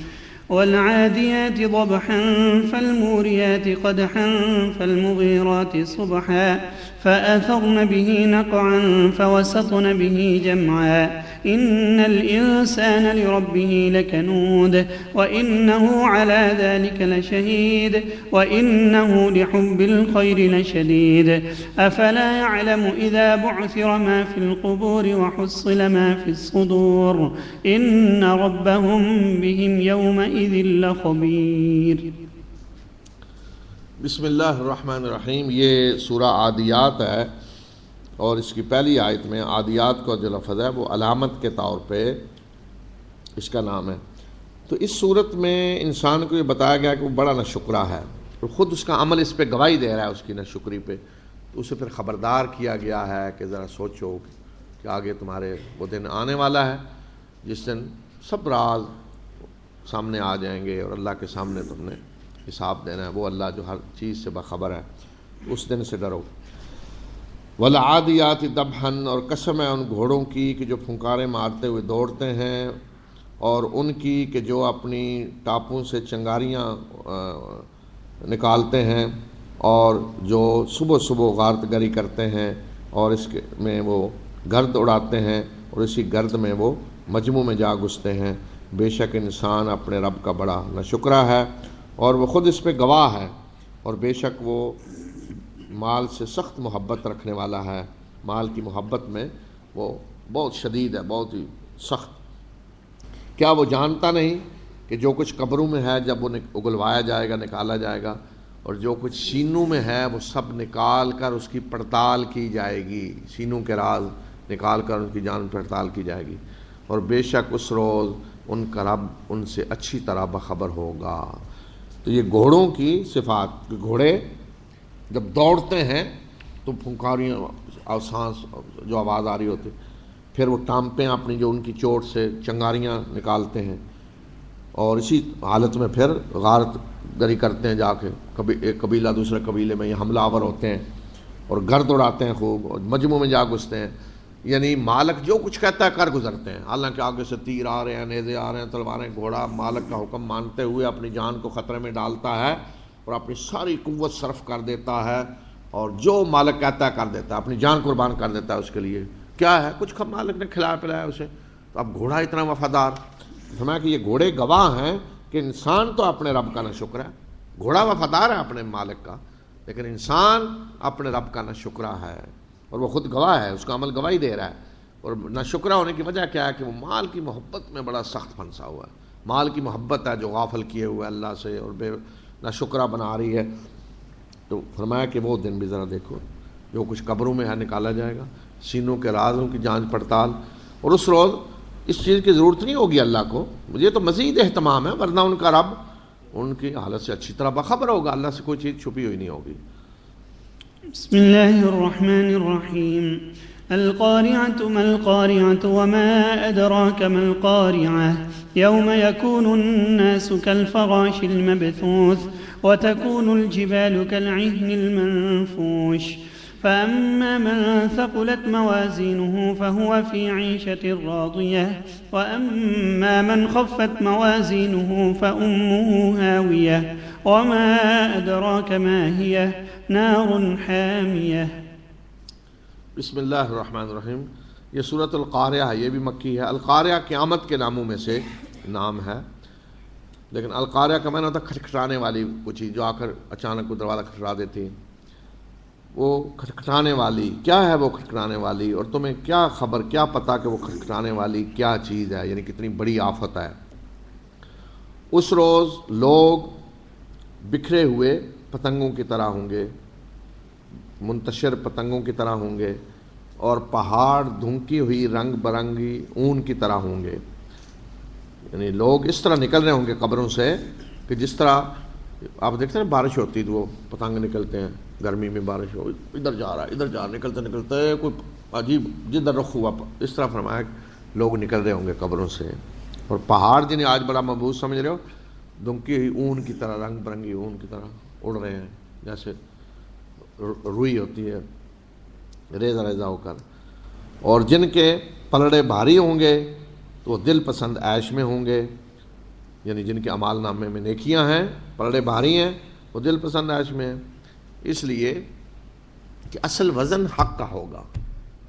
اس پہلے تو تصور یہ ذہن میں آتا تھا نا جب ترازو یہ والا جی کہ ادھر نیکیاں رکھی جائیں گی ادھر برائیاں رکھی جائیں گی، وزن کس کا زیادہ ہے جی. تو بہرحال نیکیوں کا ہی وزن ہے، اگر اس طرح بھی ہو تو نیکیوں کا وزن ہے، برائی کا تو وزن ہی نہیں نا کوئی جتنے وہ نیکیوں کے. لیکن اس طرح تو پھر لگتا ہے کہ برائی کا وزن نہیں حق کا وزن ہے جی، تو پلڑا نیچے چلا جائے گا، بھاری ہوگا، اس میں بھی یہ مطلب ہو سکتا ہے.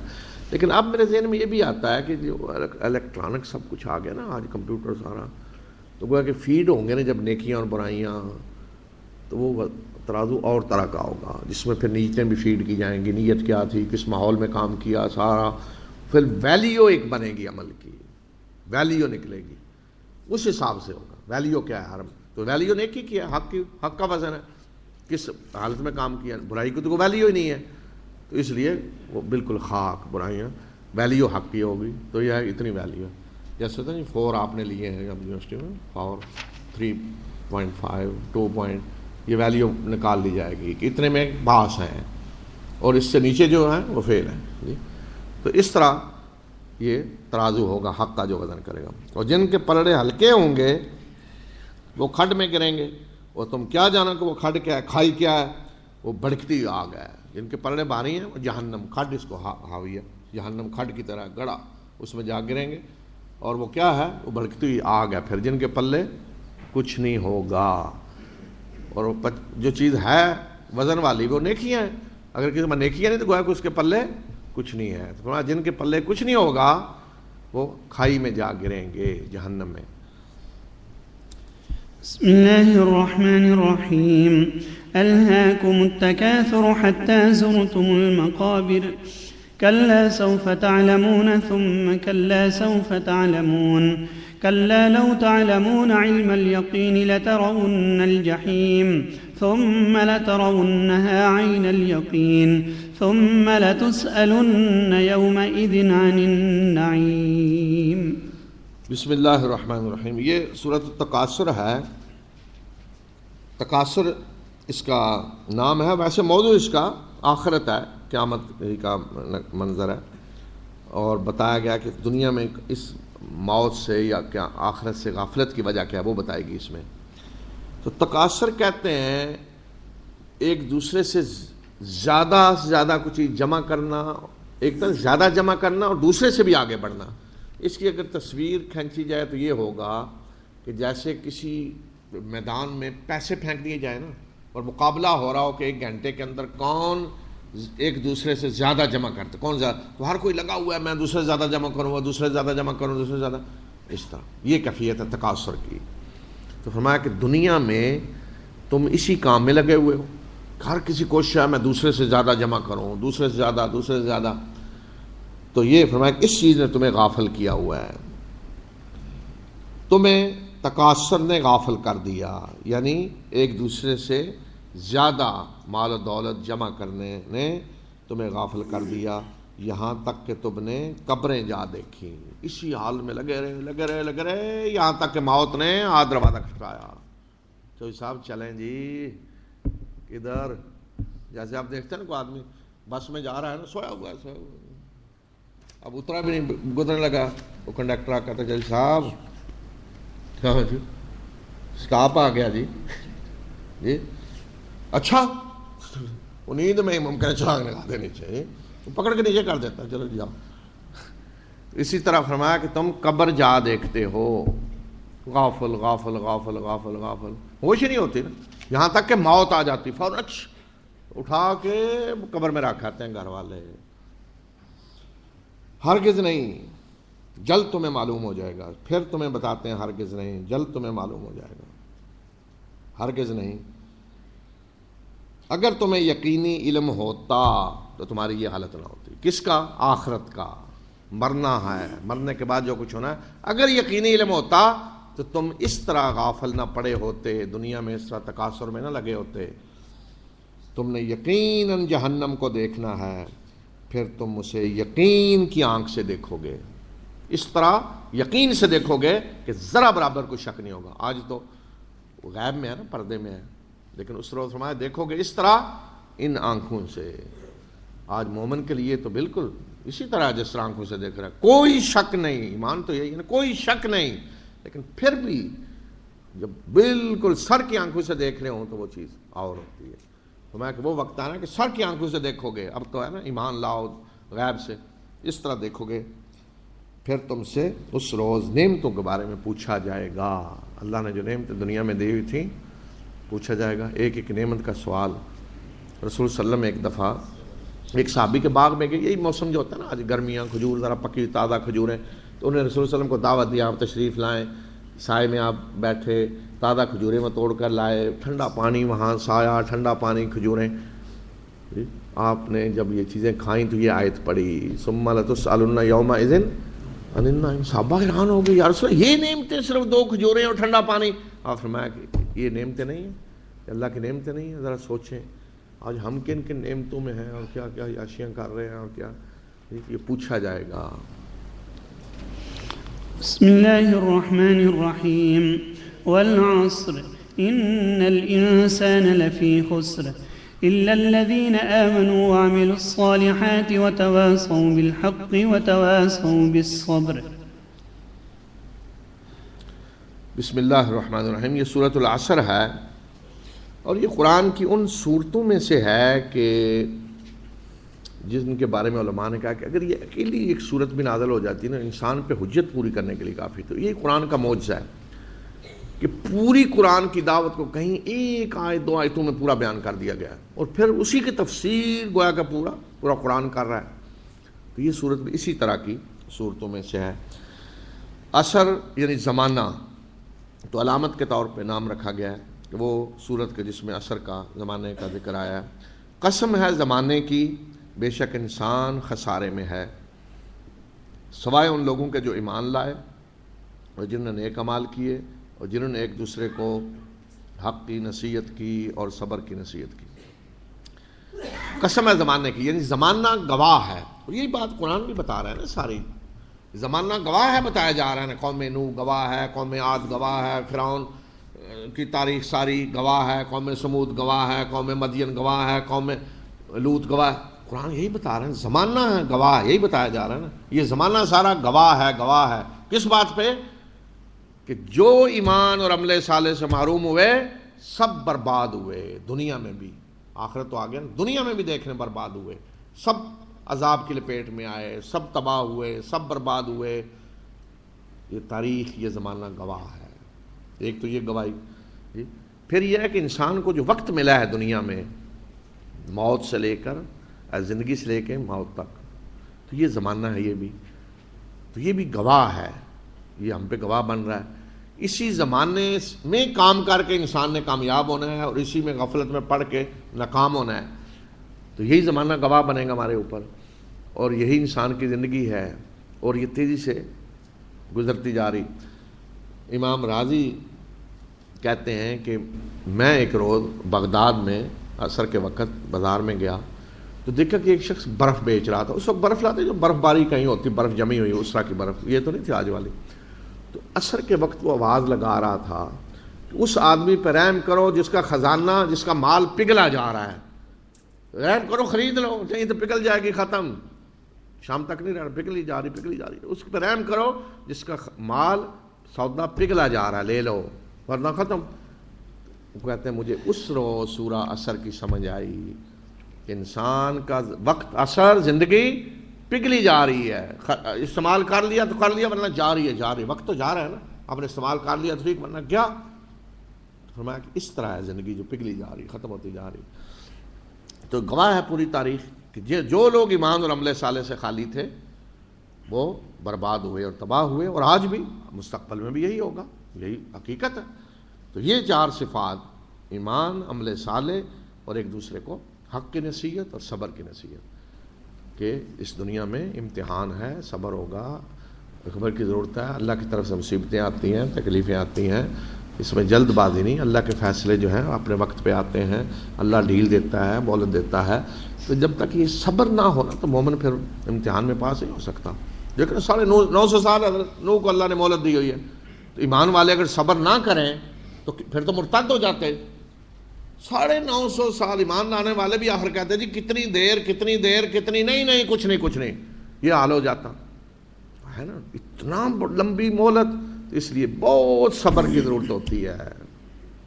فلا تحسبن اللہ غافلا عما یعمل الظالمون، اللہ نے فرمایا ظالم جو کر رہے ہیں نا، اللہ کو غافل نہ سمجھو، وہ مہلت دے رہا ہے، ڈھیل دے رہا ہے، اور اس ڈھیل کے لیے بڑے صبر کی ضرورت ہے۔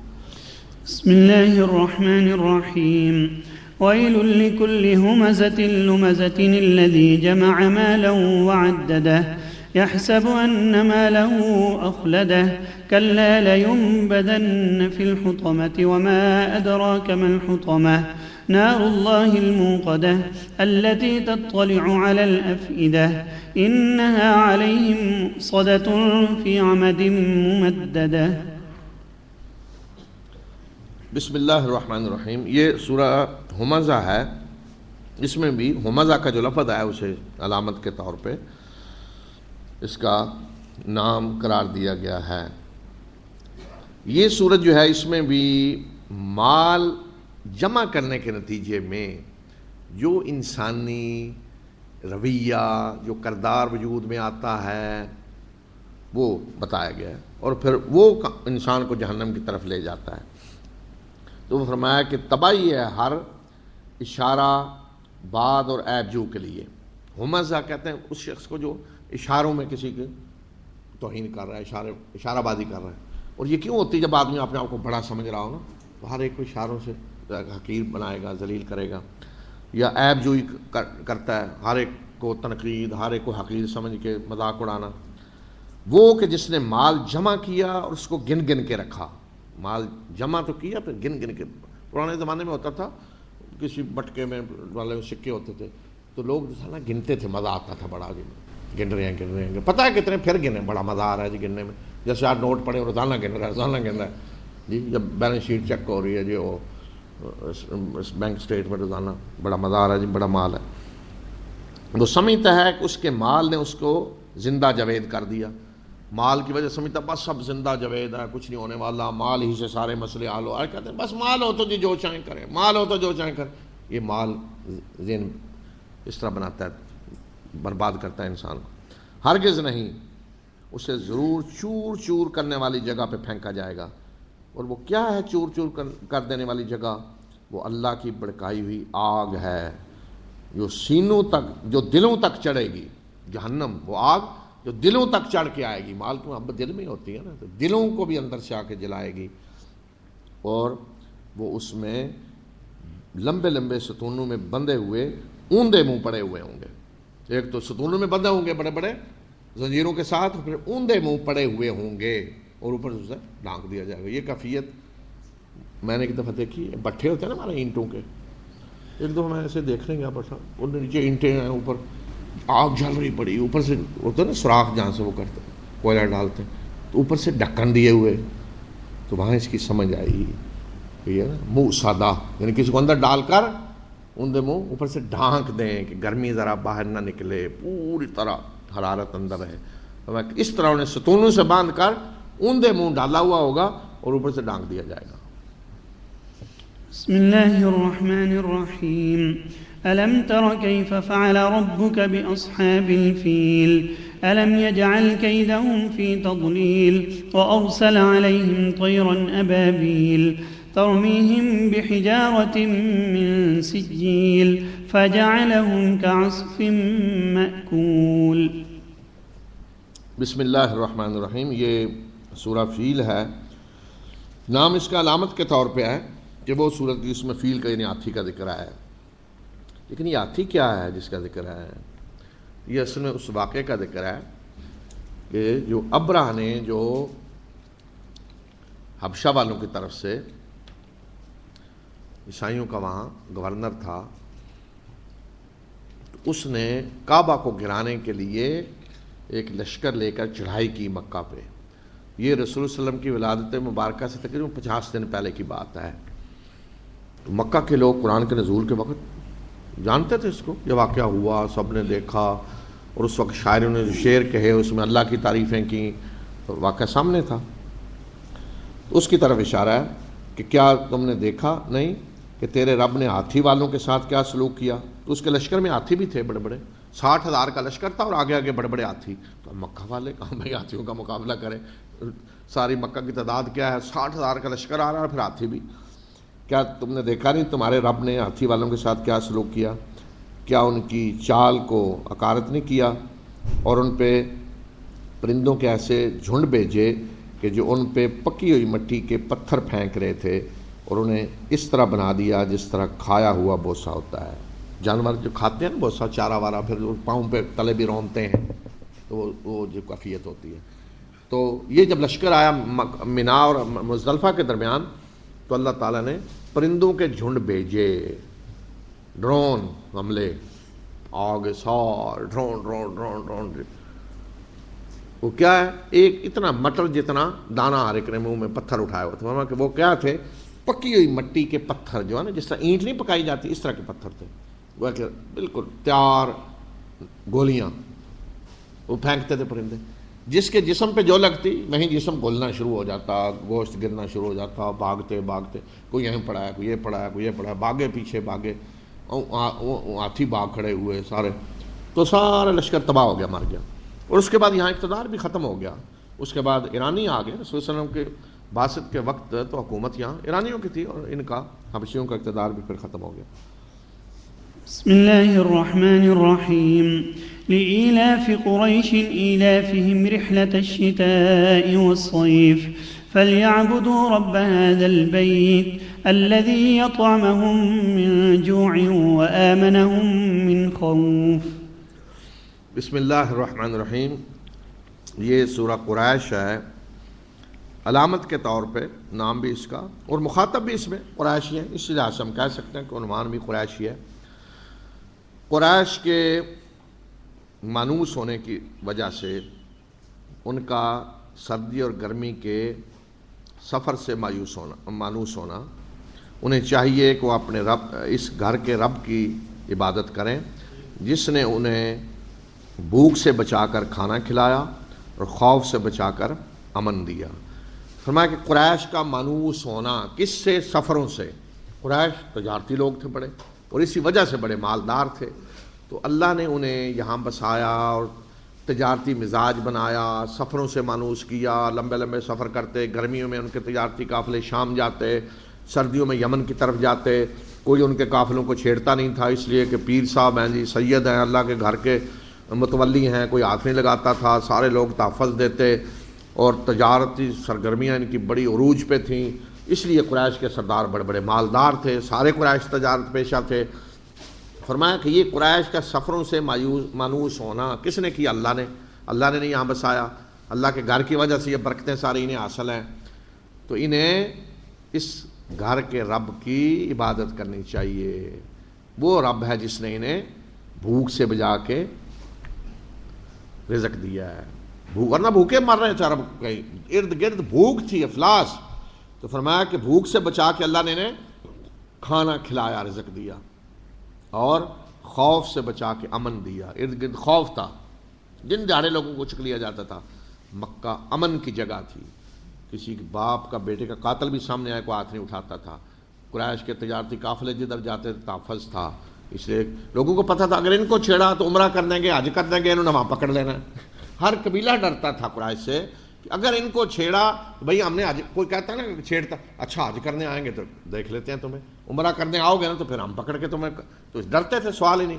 تو پھر اللہ تعالیٰ اپنا احسان یہ جتلا رہے ہیں، یہ تمہارے رب کا احسان ہے۔ تو آج جس گھر کی وجہ سے یہ سارا کچھ حاصل ہے، اس گھر کے رب کی عبادت کرنے کے لیے تیار نہیں ہو، جس نے سارا کچھ دیا ہے، اور آج تم نے بت سارے بنائے ہوئے ہیں، ان کے شکریہ ادا ہو رہے ہیں، اور اللہ کے رسول آ کے دعوت دے رہے ہیں، تمہیں حیرانگی ہو رہی ہے جی کیسی دعوت دی جا رہی ہے۔ تمہیں تو اس رب کا شکر ادا کریں، جسی کی عبادت کرنی چاہیے تھی۔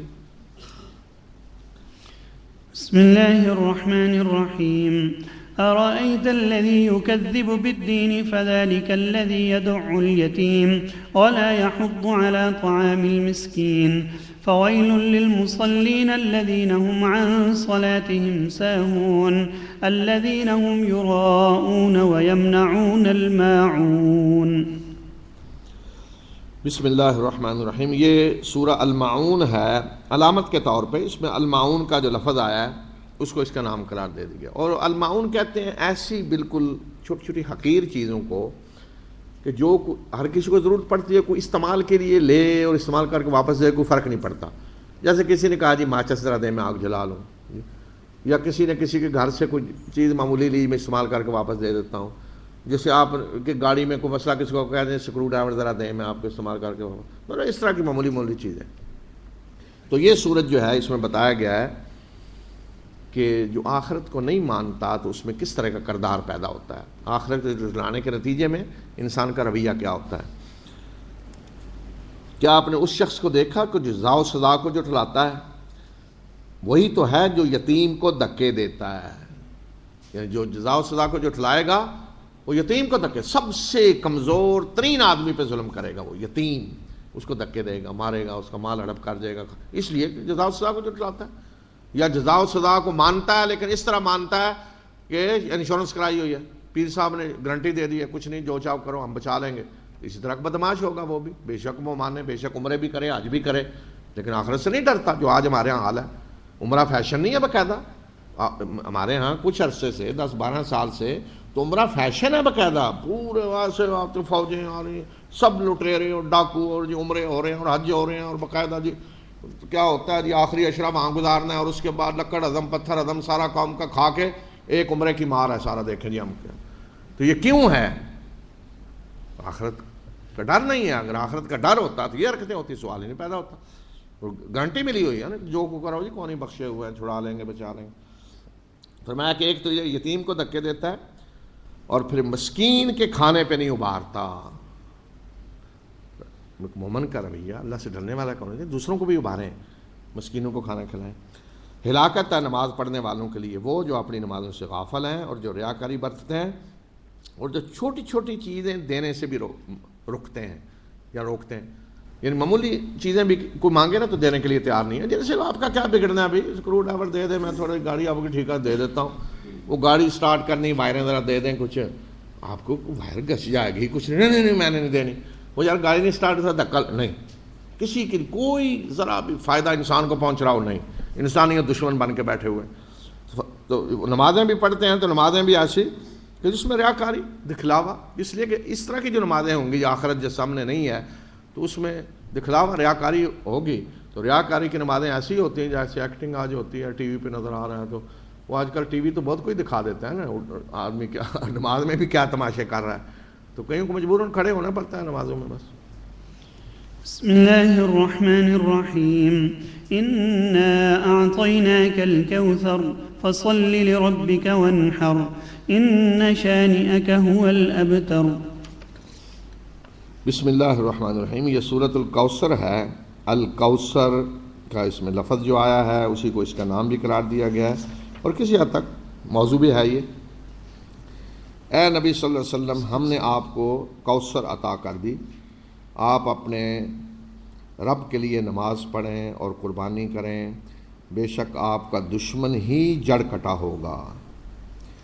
رسول اللہ صلی اللہ علیہ وسلم کی نرینہ اولاد جب فوت ہوئی مکہ میں تو قریش کے جو سردار تھے بڑے، انہوں نے پراپیگنڈا شروع کر دیا.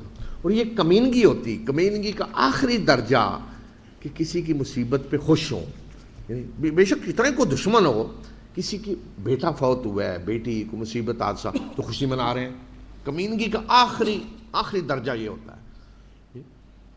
تو رسول صلی اللہ علیہ وسلم کے بیٹے سب سے بڑا خوشی منانے والا ابو لہب تھا. تو خوشی منا رہے ہیں اور کہہ رہے ہیں ان کی جڑ کٹ گئی، کوئی نام لینے والا. تو عربوں میں یہ ہوتا تھا بیٹا اگر نہیں ہے تو نرینہ اولاد نہیں ہے تو ختم، کوئی نام لینے والا نہیں ہوگا، جڑ کٹ جائے. تو کہتے ہیں ان کی تو جڑ کٹی، کو پوچھنے والا بھی نہیں ہوگا، نام لینے والا بھی نہیں ہوگا، چھوڑیں چند دنوں کی بات ہے. یہ پراپیگنڈا انہوں نے کیا. تو اللہ تعالیٰ نے فرمایا کہ ہم نے آپ کو الکوثر عطا کیا. اب کوثر کا لفظی معنی ہے خیر کثیر، خیر ہی خیر جس کا کوئی حساب نہیں، دنیا میں بھی اور آخرت میں بھی، یہ معنی بھی ہے. اور دوسرا رسول صلی اللہ علیہ وسلم نے حدیث میں جو فرمایا کہ الحوض کوثر، جو حوض ہوگا جنت میں، کہ جو بھی جنت میں جانے والا ہے وہ پانی اس کا پیے گا، تو جو پیے گا اس کو پھر پیاس نہیں لگے گی. جنت میں جو پیے گا وہ تو پھر مزے کے لیے نا، پیاس نہیں لگے گی. تو رسول اللہ صلی اللہ علیہ وسلم اس حوض پہ اپنی امت سے پہلے پہنچے ہوں گے اور آپ نے فرمایا کہ میں پانی وہاں پلاؤں گا سب کو، اور جنہوں نے میرے بعد دین کو بدلا وہ جب آ رہے ہوں گے میری طرف تو فرشتے روک دیں گے، نہیں نہیں نہیں یہ نہیں جا سکتے. میں کہوں گا یہ فلاں جانتا ہوں، میں پہچانتا ہوں، آنے دیں. تو فرشتے کہیں گے نہیں، آپ کو نہیں پتا کہ آپ کے بعد یہ کیا حرکتیں کرتے رہے، انہیں روک دیا جائے گا. تو آپ نے فرمایا کہ میں بھی پھر کہوں گا کہ تباہی ہو، بربادی ہو ایسے لوگوں کے لیے کہ جنہوں نے میرے بعد دین کو بدل دیا، یعنی بدعتیں دین میں گاڑ لی. تو اس طرح آپ نے فرمایا کہ وہاں حوض کوثر وہ بھی مراد ہے اور خیر کثیر.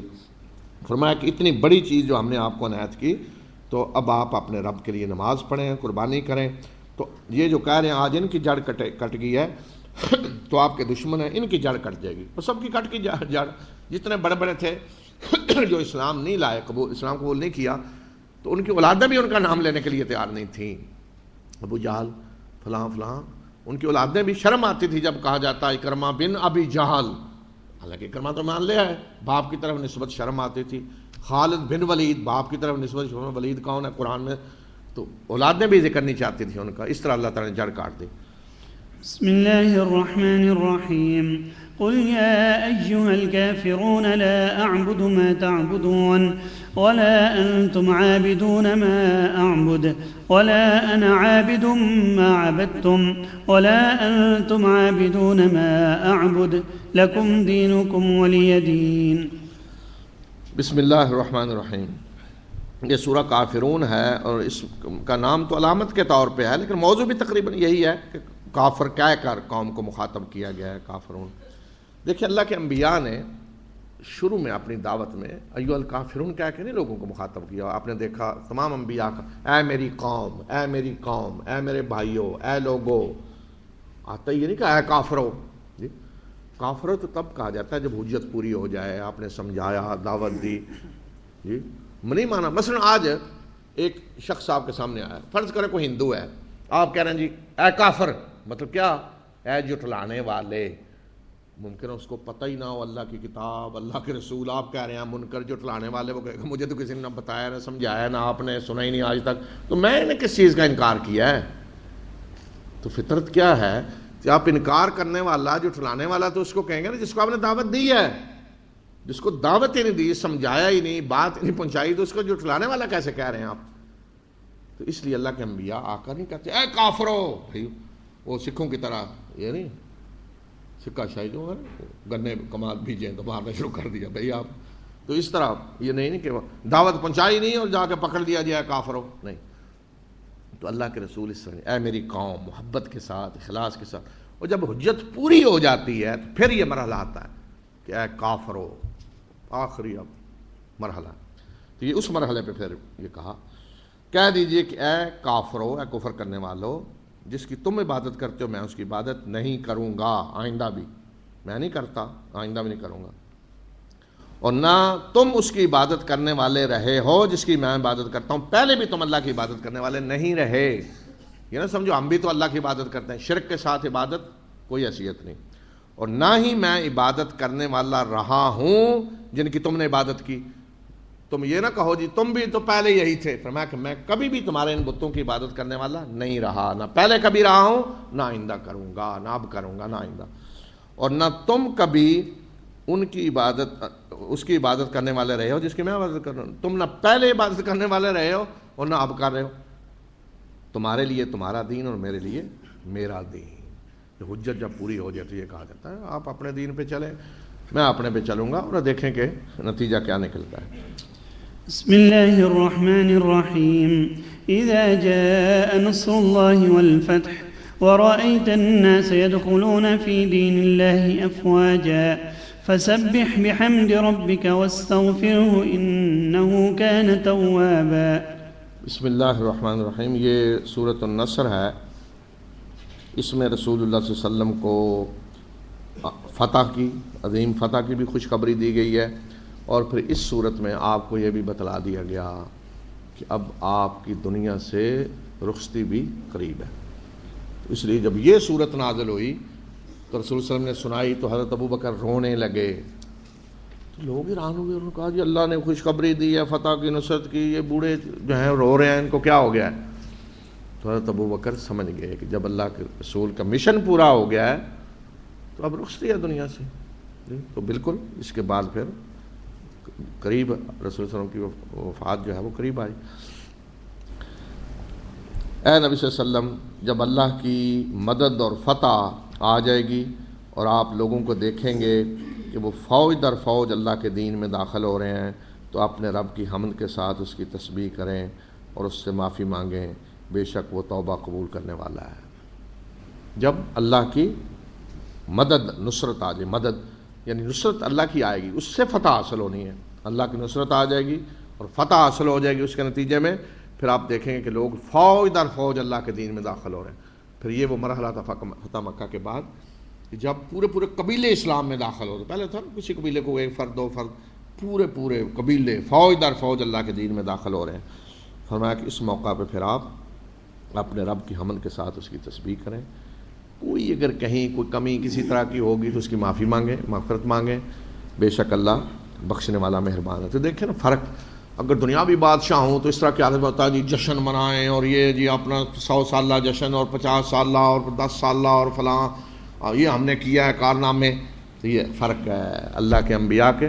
اتنی عظیم کامیابی، اتنا بڑی کامیابی کہ اتنے تھوڑے سے عرصے میں جی 13 سالہ مکی اور 10 سالہ 23 سال کے عرصے میں اتنی بڑی دنیا فتح ہوگی اور لوگ اسلام میں داخل ہو گئے اور انقلاب آ گیا لوگوں کی زندگیوں میں، اخلاق میں، کردار میں، ہر چیز میں، معاشرے میں. اتنی بڑی کامیابی انسانی تاریخ میں کبھی نہیں ہوئی کبھی. تو اللہ تعالیٰ فرما رہے ہیں کیا کریں؟ اپنے رب کی حمد کے ساتھ تسبیح کریں. کوئی جشن منانے کے بعد یہ ہے اپنے رب کی تسبیح کریں، زیادہ سے زیادہ مغفرت مانگیں. بسم الله الرحمن الرحيم. تبت يدا أبي لهب وتب ما أغنى عنه ماله وما كسب سيصلى نارا ذات لهب وامرأته حمالة الحطب في جيدها حبل من مسد. بسم اللہ الرحمن الرحیم. یہ سورہ مسد ہے اور اس کا دوسرا نام سورہ لہب بھی ہے. مسد کا بھی اس میں لفظ آیا، لہب کا بھی. تو یہ ابو لہب کے بارے میں ہے. نام لہب اگر ہم لیں تو گویا کہ نام بھی لہب اور صورت بھی پوری ابو لہب ہی کے بارے میں ہے. اور یہ وہ بدبخت شخص ہے کہ جو نبی صلی اللہ علیہ وسلم کا حقیقی چچا تھا، حقیقی چچا.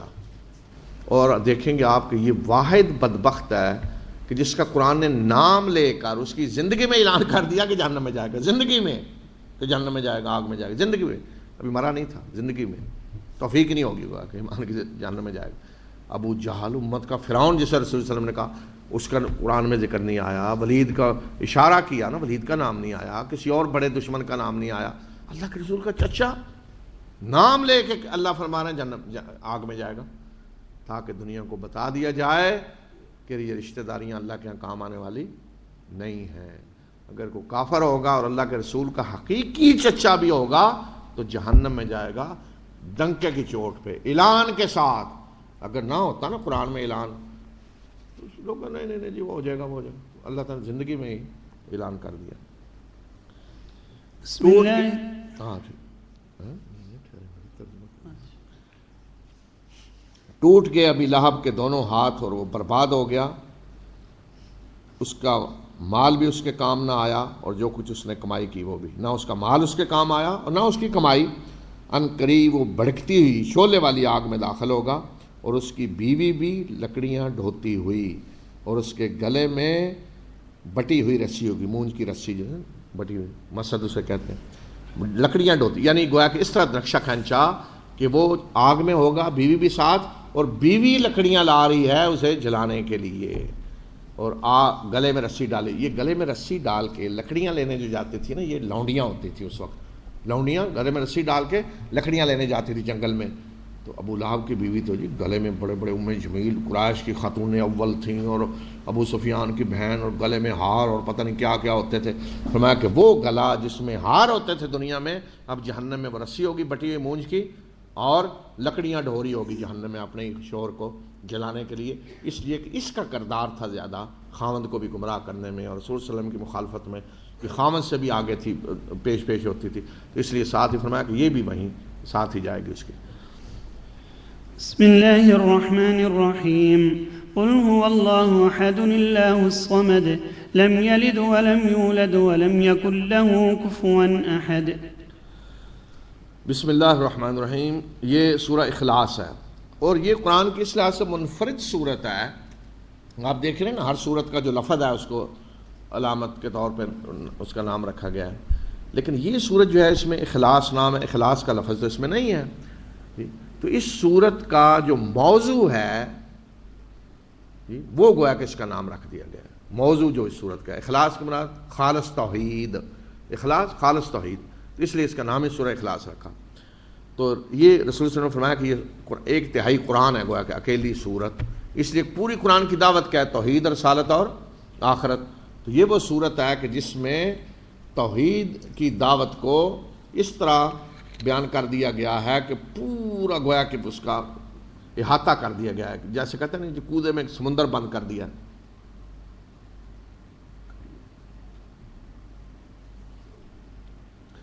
کہہ دیجئے کہ وہ اللہ یکتا ہے، احد یکتا، کوئی اس جیسا نہیں، اس کی طرح واحد نہیں، اکیلا نہیں، یکتا ہے۔ اور یہ لفظ احد اللہ کے سوا کسی کے لیے استعمال نہیں ہوتا، تو یکتا ہے بالکل۔ اللہ صمد، اللہ بے نیاز ہے اور سب اس کے محتاج ہیں۔ صمد وہ ہوتا ہے جو خود بے نیاز ہو لیکن دوسرے سارے اس کے محتاج ہوتے ہیں۔ اگر کوئی صرف بے نیاز ہو تو کوئی نہیں، کہیں بیٹھے ہیں ادھر ادھر، کوئی نہیں پرواہ نہیں، بے نیاز ہو۔ اللہ تو بے نیاز ہے لیکن دوسرے محتاج ہیں، ہر وقت اس سے حاجتیں مانگ رہے ہیں، حاجتیں وہ ان کی پوری کر رہا ہے، کائنات کا نظام چلا رہا ہے۔ نہ اس کی کوئی اولاد ہے اور نہ وہ کسی کی اولاد ہے، اور کوئی اس کا ہمسر نہیں۔ کفو کہتے ہیں جو ہم پلہ ہو، ہمسر ہو۔ تو اس لیے اللہ کی صفات میں اگر کسی کو برابر کر دیں تو ہم پلہ بن گیا۔ یعنی کوئی کہتا ہے جی اللہ جس طرح غیب جانتا ہے اسی طرح کوئی اور بھی غیب جانتا ہے، اللہ جس طرح ہر چیز پہ قادر ہے اور بھی کو قادر ہے، تو ہم پلہ ہو گیا نا اللہ کا۔ اللہ جس طرح ہر چیز دیکھ رہا ہے کوئی اور بھی دیکھ رہا ہے، تو وہ بھی ہم پلہ ہو گیا۔ تو اس طرح کسی بھی چیز میں کوئی اس کا ہمسر نہیں، نہ ذات میں، نہ اس کی صفات میں، پھر نہ اس کے حقوق میں، اور نہ اختیارات میں۔ جو اختیارات اللہ کے ہیں اگر اسی طرح کا اختیار کسی اور کو بھی دے دیں، مثلا اللہ زندگی دیتا ہے، کوئی کہیں اور بھی زندگی دیتا ہے، اللہ موت دیتا ہے، کوئی اور بھی موت دیتا ہے، تو پھر وہ اللہ کا ہم پلہ ہو گیا۔ کسی بھی چیز میں کوئی اس کا ہم پلہ نہیں، نہ صفات، نہ حقوق، نہ اختیارات، نہ ذات۔ تو کسی چیز میں بھی اگر کسی کو اللہ کے مقابل لے آئیں گے، ہمسر، ہم پلہ بنا دیں گے، تو وہ شرک ہے۔ بسم اللہ الرحمن الرحیم قل أعوذ برب الفلق من شر ما خلق ومن شر غاسق إذا وقب ومن شر النفاثات في العقد ومن شر حاسد إذا حسد۔ بسم اللہ الرحمن الرحیم۔ یہ سورہ فلق ہے۔ فلق کا لفظ جو پہلی آیت میں ہے اسے اس کا نام قرار دیا گیا ہے، اور فلق کہتے ہیں پھاڑنا، جیسے گٹھلی کو پھاڑا جاتا ہے، دانے کو، اور صبح کو پھاڑنا بھی یہ بھی ہے۔ تو نام علامت کے طور پہ ہے۔ کہہ دیجئے کہ میں پناہ مانگتا ہوں صبح کو نمودار کرنے والے رب کی، یعنی پھاڑنے والے رب کی، وہ رب جو صبح کو پھاڑ کر روشنی لا رہا ہے، رات کی تاریکی کو پھاڑ کر صبح کی روشنی لا رہا ہے، جو گٹھلی کو پھاڑ کر اس سے پودا اگا رہا ہے، جو دانے کو اکھاڑ کر اس سے اگا رہا ہے۔ تو جو اس کائنات میں ہر چیز کو پیدا کر رہا ہے، نمودار کر رہا ہے، تو وہ رب، اس کی میں پناہ مانگتا ہوں۔ پناہ کون مانگتا ہے؟ جو کمزور ہو، جس کو کسی کا ڈر ہو، خوف ہو، وہ اپنے آپ کو بچانے کے لیے کسی کی پناہ میں دیتا ہے، تحفظ میں دیتا ہے۔ تو انسان کمزور ہے، اسے ضرورت ہے کہ کسی کی وہ پناہ حاصل کرے، تو اللہ تعالیٰ نے فرمایا کہ تم اپنے رب کی پناہ میں اپنے آپ کو دو، وہ رب کہ جو نمودار کرنے والا ہے، پھاڑنے والا ہے صبح کو، ہر اس چیز کے شر سے جو اس نے پیدا کی۔ میں رب الفلق کی پناہ مانگتا ہوں اس چیز کے شر سے جو اس نے پیدا کی، یعنی اللہ نے جو پیدا کی، یعنی اللہ کی مخلوق کے شر سے۔ تو جب اللہ نے پیدا کی ہیں چیزیں، ان کے شر سے بھی وہی بچا سکتا ہے نا، کوئی اور تو نہیں۔ لیکن اللہ نے چیزیں شر کے لیے نہیں پیدا کی، اللہ نے تو خیر کے لیے پیدا کی، لیکن ہر چیز میں خیر ہوتا ہے ساتھ، وہ غلط استعمال سے شر بھی مثلا بجلی کتنی مفید ہے، کسی بجلی کا شر کیا ہے؟ کہیں کرنٹ لگے بندہ مر جاتا ہے۔ اب گاڑی کتنی مفید ہے، لیکن گاڑی میں ایکسیڈنٹ سے موت بھی ہو سکتی ہے۔ تو ہر چیز جس سے ہم فائدہ اٹھا رہے ہیں اس کے ایک شر کا پہلو بھی ہوتا ہے جی۔ تو اس شر سے کون بچا سکتا ہے؟ جس نے پیدا کیا ہر چیز کو۔ آج کہیں جی ایٹم بم، بڑی حفاظت تحفظ کتنی اہم چیز ہے، لیکن اس کا شر بھی ہے نا، کہیں ذرا غلطی ہوگی جی تباہی آ جائے گی نا۔ تو اب کون اس کے شر سے؟ جس نے بنایا ہے نا، وہی، اور تو نہیں نا کسی کو جا کے کہیں جی پکڑ کے پلمبر کو لے جائیں، چلیں جی ذرا ایٹم بم خطرہ ہے۔ تو اس لیے فرمایا جس نے پیدا کیا ہے اللہ، وہ اپنی مخلوق کے شر سے وہی بچانے والا ہے، تو لہٰذا اسی کی پناہ میں اپنے آپ کو دیں۔ اور اندھیرے کے شر سے جب وہ چھا جاتا ہے، رات کی تاریکی میں سارے جرائم ہوتے ہیں، اور گروہ میں پھونکے مارنے والیوں کے شر سے، اس سے مراد ہے جادو کرنے والے۔ تو چونکہ زیادہ تر یہ جادو عورتیں کرتی تھیں اور گریں لگا کے پھونکے مارتے، گوا کے باندھ رہے ہیں جی جس پہ جادو ہو رہا ہے اس کو، تو اس طرح کی حرکتیں وہ ہوتی ہیں۔ اس لیے فرمایا کہ گروہ میں پھونکے مارنے والوں کے شر سے، یعنی جادو، اور حسد کے شر سے جب وہ حسد کرتا ہے۔ تو یہ ساری چیزیں جو نقصان پہنچا سکتے ہیں انسان کو، تو کوئی چیز اللہ کے اذن کے بغیر تو نقصان نہیں پہنچا سکتی، لیکن ان ساری چیزوں کے شر سے بچنے کے لیے آدمی کو اللہ تعالیٰ نے یہ بتا دیا کہ آؤ تم میری پناہ میں آ جاؤ، میری پناہ مانگ لو، میں تمہیں تحفظ دوں گا، میں تمہاری حفاظت کروں گا۔ جو بھی نقصان دہ چیزیں ہیں تو یہ معوذات ہیں، رسول صلی اللہ علیہ وسلم نے خود انہیں پڑھتے تھے، پڑھ کر آپ پھونکتے اپنے جسم پہ، تو یہ پڑھنی چاہیے سونے سے پہلے، اولاد بچوں پہ پڑھ کر پھونکیں کہ اس کے ذریعے اللہ تعالیٰ ہر چیز کے شر سے بچاتا ہے۔ تو حسد کا شر کیا ہوتا ہے کہ حسد جب کو کرتا ہے کسی کو نقصان پہنچانے کی کوشش کرے گا، حتیٰ کہ قتل تک نوبت پہنچ جاتی ہے، حسد کی وجہ سے قتل ہو جاتے ہیں، حسد کی وجہ سے کوئی آپ کی آگ لگا دے گا حسد سے، جی کیوں اس کا یہ کام کیوں اچھا چل رہا ہے۔ تو اس طرح کے شر سے بھی، جادو کے شر سے، رات کو جو حادثات تاریکی میں ہوتے ہیں، جرائم، ڈاکے، چوریاں، سب چیزیں اس میں آ جاتی ہیں۔ مکمل گویا کہ ایک نا مکمل انشورنس اللہ کی طرف سے آپ کی کر دی جاتی ہے کہ آپ اپنے آپ کو محفوظ سمجھیں، اللہ کی پناہ میں آپ نے دے دیا اپنے آپ کو۔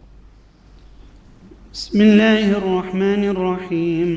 قل اعوذ برب الناس ملک الناس الہ الناس من شر الوسواس الخناس الذي يوسوس في صدور الناس من الجنة والناس۔ بسم اللہ الرحمن الرحیم۔ یہ سورۃ الناس ہے، اور ناس کا لفظ جو اس میں ہے نا لوگ، اسی کو اس کا علامت کے طور پہ نام قرار دیا گیا، اور یہ بھی معوذات میں سے ہے۔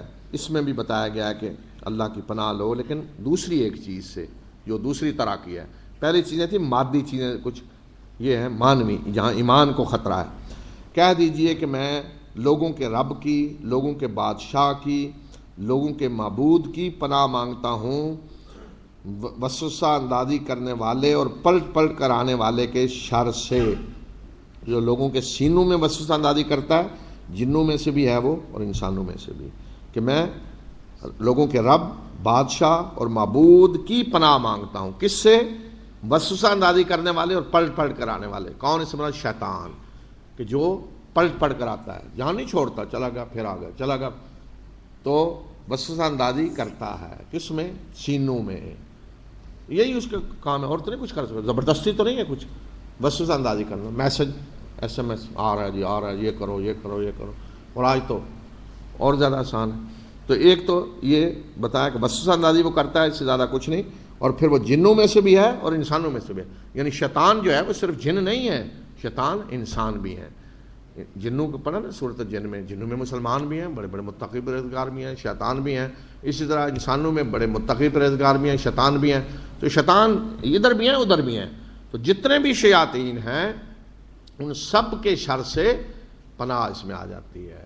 تو اس گویا کہ ایمان کو جو خطرہ لاحق ہوتا ہے اس کے شر سے اس میں پناہ مانگی گئی ہے۔ تو یہ صورتیں پڑھ کر ہمیں رات کو بھی سونا چاہیے، دن کو بھی اسی طرح زیادہ سے زیادہ ان کو پڑھیں، تو اللہ تعالیٰ ہر قسم کے شر سے محفوظ رکھتا ہے۔ وآخر دعوانا ان الحمد للہ رب العالمین۔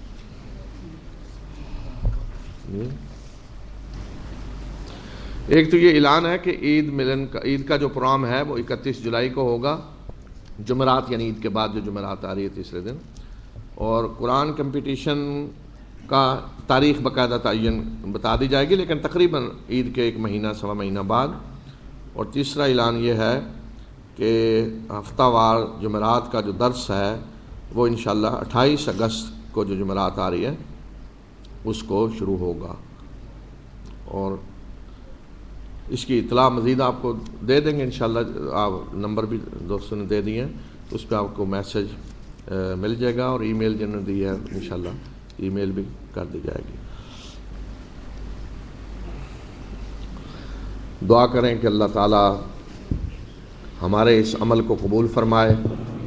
اے اللہ، ہم نے تیرے اس بابرکت مہینے میں اور ان بابرکت راتوں میں، بابرکت گھڑیوں میں جو تیرے قرآن کی تلاوت کو سنا اور اس کو سمجھنے کی کوشش کی، اے اللہ ہماری اس کوشش کو قبول فرما۔ اے اللہ ہماری ان ساری گھڑیوں کو ہمارے لیے سکون کا ذریعہ بنا دے اور اجر کا ذریعہ بنا دے۔ اے اللہ ہمیں اپنی کتاب کو سمجھنے اور اس پر عمل کرنے کی توفیق عطا فرما۔ اے اللہ اپنی کتاب کو ہمارے لیے نور بنا دے، روشنی بنا دے، دنیا میں بھی اور آخرت میں بھی۔ اے اللہ اس کو ہمارے دلوں کا نور بنا دے، ہماری آنکھوں کا نور بنا دے۔ اے اللہ اس کے ذریعے ہماری تکلیفوں کو دور فرما۔ اے اللہ ہمیں اس کتاب کو رہنما بنانے کی توفیق دے، ہم دنیا میں بھی اس سے رہنمائی حاصل کریں اور آخرت میں اس کتاب کو ہمارے لیے نور اور رحمت بنا دے۔ اے اللہ اس قرآن کو ہمارے لیے شفیع بنا دے۔ اے اللہ اس کو ہمارے لیے شفیع بنا دے۔ اللہم اجعلہ شفیعا لنا لا حجۃ علینا۔ اے اللہ اس کو ہمارے حق میں حجت بنا، اس کو ہمارے خلاف حجت نہ بنانا۔ اے اللہ اس میں جو شفا تم نے رکھی ہے نفاق اور کفر کی بیماریوں کی، اے اللہ ہمیں اس قرآن کے ذریعے شفا عطا فرما۔ اے اللہ اس قرآن کے ذریعے ہمیں ساری برکتیں عطا فرما، دنیا میں بھی اور آخرت میں بھی۔ اے اللہ اس قرآن میں تو نے اپنی جس جنت کا ہمیں تعارف کرایا ہے، اے اللہ ہمیں اس جنت کا وارث بنا۔ اے اللہ ہمیں اس جنت میں داخل ہونے کی توفیق عطا فرما۔ اے اللہ ہمیں ان اعمال کی توفیق عطا فرما جو جنت میں لے جانے والے ہیں۔ اے اللہ ہمیں ان افعال کی توفیق عطا فرما جو جنت میں لے جانے والے ہیں۔ اے اللہ ہمیں اس راستے کی طرف ہماری رہنمائی کر جو جنت کی طرف لے جانے والا ہے۔ اے اللہ اس کتاب میں تو نے آگ سے، جہنم سے ڈرایا ہے، اے اللہ ہمیں جہنم سے بچا۔ اے اللہ ہمیں ان اعمال سے بچا جو جہنم کی طرف لے جانے والے ہیں۔ اے اللہ ہمیں اور ہماری اولادوں کو بھی ان اعمال سے بچا جو جہنم کی طرف لے جانے والے ہیں۔ اے اللہ ہم تجھ سے تیری جنت کا سوال کرتے ہیں اور ان اعمال کا جو جنت کی طرف لے جانے والے ہیں۔ اے اللہ ہم جہنم سے تیری پناہ مانگتے ہیں اور ان اعمال سے جو جہنم کی طرف لے جانے والے ہیں۔ اے اللہ ہمیں نیکی کی توفیق عطا فرما، اے اللہ ہمارے دلوں میں تقوی پیدا کر دے، اے اللہ ہمارے نفسوں کو پاک کر دے، بے شک تو ہی پاک کرنے والا ہے۔ اے اللہ ہمارے نفسوں میں کو ہدایت دے، بے شک تو ہی ہدایت دینے والا ہے۔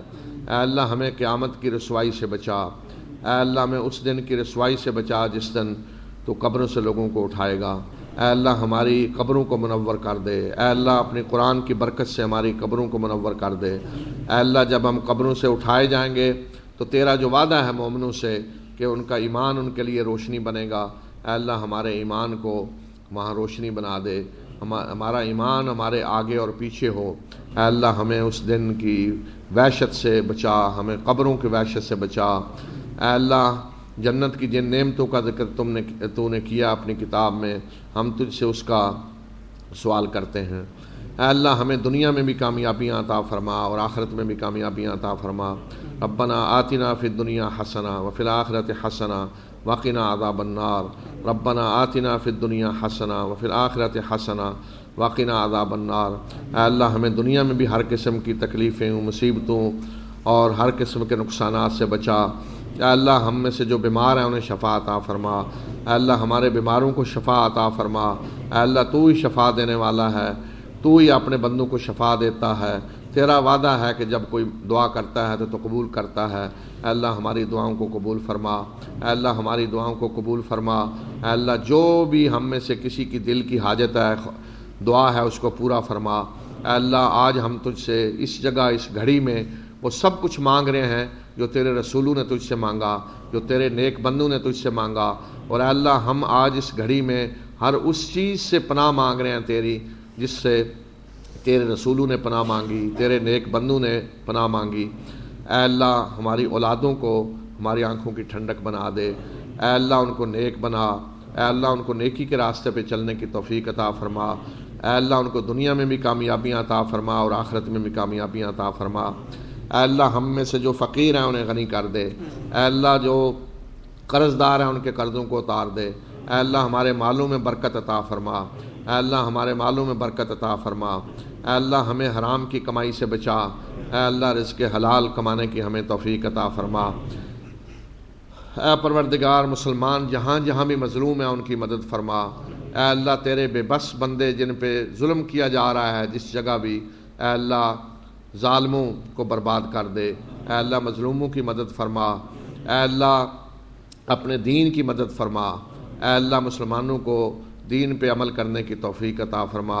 اے پروردگار مسلمانوں کو دین کو پھیلانے اور اس کی دعوت دینے کی توفیق عطا فرما۔ اے اللہ ہمارے دلوں میں تقوی پیدا کر دے، بے شک تو ہی تقوی پیدا کرنے والا ہے، اور اس تقوی کے ذریعے اللہ ہمیں ہر قسم کی برائی سے بچا۔ اے اللہ ہمیں ہر بھلائی کی توفیق عطا فرما، تو ہی توفیق عطا فرمانے والا ہے۔ اے اللہ ہمیں ہر نیک عمل کی توفیق عطا فرما، تو ہی اس کی توفیق عطا فرمانے والا ہے۔ اے اللہ تو ہمیں ہر قسم کی برائی سے بچا، تو ہی اس کی توفیق دینے والا ہے۔ اے اللہ ہمیں ان لوگوں میں شامل نہ کر جنہیں تو ڈھیل دیتا ہے، جنہیں تو مہلت دیتا ہے۔ اے اللہ ہمیں ان لوگوں میں شامل نہ کر جنہیں تو برائیوں کے لیے ڈھیل دیتا ہے۔ تو اپنے ہمیں ان بندوں میں شامل کر جن پہ تیری رحمت نازل ہوتی ہے، جن پہ تیری عنایت ہوتی ہے، جن کو تو آخرت کا طلبگار بناتا ہے، جن کو تو جنت کا طلبگار بناتا ہے۔ اے اللہ ہمیں دوزخ سے بچا، اے اللہ ہمیں دوزخ کی آگ سے بچا۔ اے اللہ ہمیں ان لوگوں کے راستے پہ نہ چلا جن پہ غضب ہوا، اے اللہ ہمیں ان لوگوں کے راستے پہ نہ چلا جو گمراہ ہوئے۔ اے اللہ ہمیں اپنے نیک بندوں کے ساتھ شامل کر، ان بندوں کے ساتھ جن پہ تیرا انعام ہوا۔ اولئک الذین انعم اللہ علیہم من النبیین والصدیقین والشہداء والصالحین۔ اے پروردگار اب تیرے صالحین، تیرے صدیقین، شہداء اور انبیاء، اے اللہ ان کے راستے پہ ہمیں چلا اور ہمیں بھی ان کی طرح انعام یافتہ بنا۔ اے اللہ ہماری قبروں کو منور کر دے، اے اللہ ہمارے سینوں کو ایمان کے نور سے منور کر دے، اے اللہ ہماری بیماریوں کو دور فرما دے، اے اللہ ظاہری باطنی بیماریوں کو دور فرما دے۔ اے اللہ ہم میں سے ہر ایک کو بیماریوں سے شفا عطا فرما، ہمارے جو بیمار ہیں انہیں شفا عطا فرما، جو فقیر ہیں انہیں مالدار کر دے، جو محتاج ہیں اللہ ان کی حاجتیں پوری فرما، جن کے اولادیں نہیں ہیں ان کو اولادیں دے، اور جن کی اولادیں ہیں ان کی اولادوں کو ان کے لیے خیر و برکت کا ذریعہ بنا دے، اور ان کی اولادوں کو آنکھوں کی ٹھنڈک بنا دے۔ اے اللہ ہماری اولادوں کو ہمارے لیے صدقہ جاریہ بنا دے، تو ہمارے اچھے وارث بنے۔ ربنا تقبل منا انک انت السمیع العلیم وتب علینا انک انت التواب الرحیم۔ ربنا آتنا فی الدنیا حسنہ وفی الآخرۃ حسنہ وقنا عذاب النار۔ اللہم انک عفو تحب العفو فاعف عنا، اللہم انک عفو تحب العفو فاعف عنا، اللہم انک عفو تحب العفو فاعف عنا۔ اے پروردگار، اگر یہی رات لیلۃ القدر کی رات ہے تو اس کی ببرکت گھڑیوں سے ہمیں مستفید فرما۔ اے اللہ اس کو ہمارے لیے رحمت بنا دے، اے اللہ اس کی خیر سے ہمیں مستفید ہونے کی توفیق عطا فرما۔ اے اللہ اس میں ہماری دعاؤں کو قبول کر، اے اللہ ہمیں جہنم سے نجات دے، اے اللہ رمضان کے اس پورے مہینے کو ہمارے لیے آگ سے نجات کا ذریعہ بنا دے، اے اللہ اس پورے مہینے کو ہمارے لیے رحمت بنا دے۔ ربنا تقبل منا انک انت السمیع العلیم وتب علینا انک انت التواب الرحیم، وصلی اللہ تعالی علی نبینا محمد وعلی آلہ وصحبہ اجمعین۔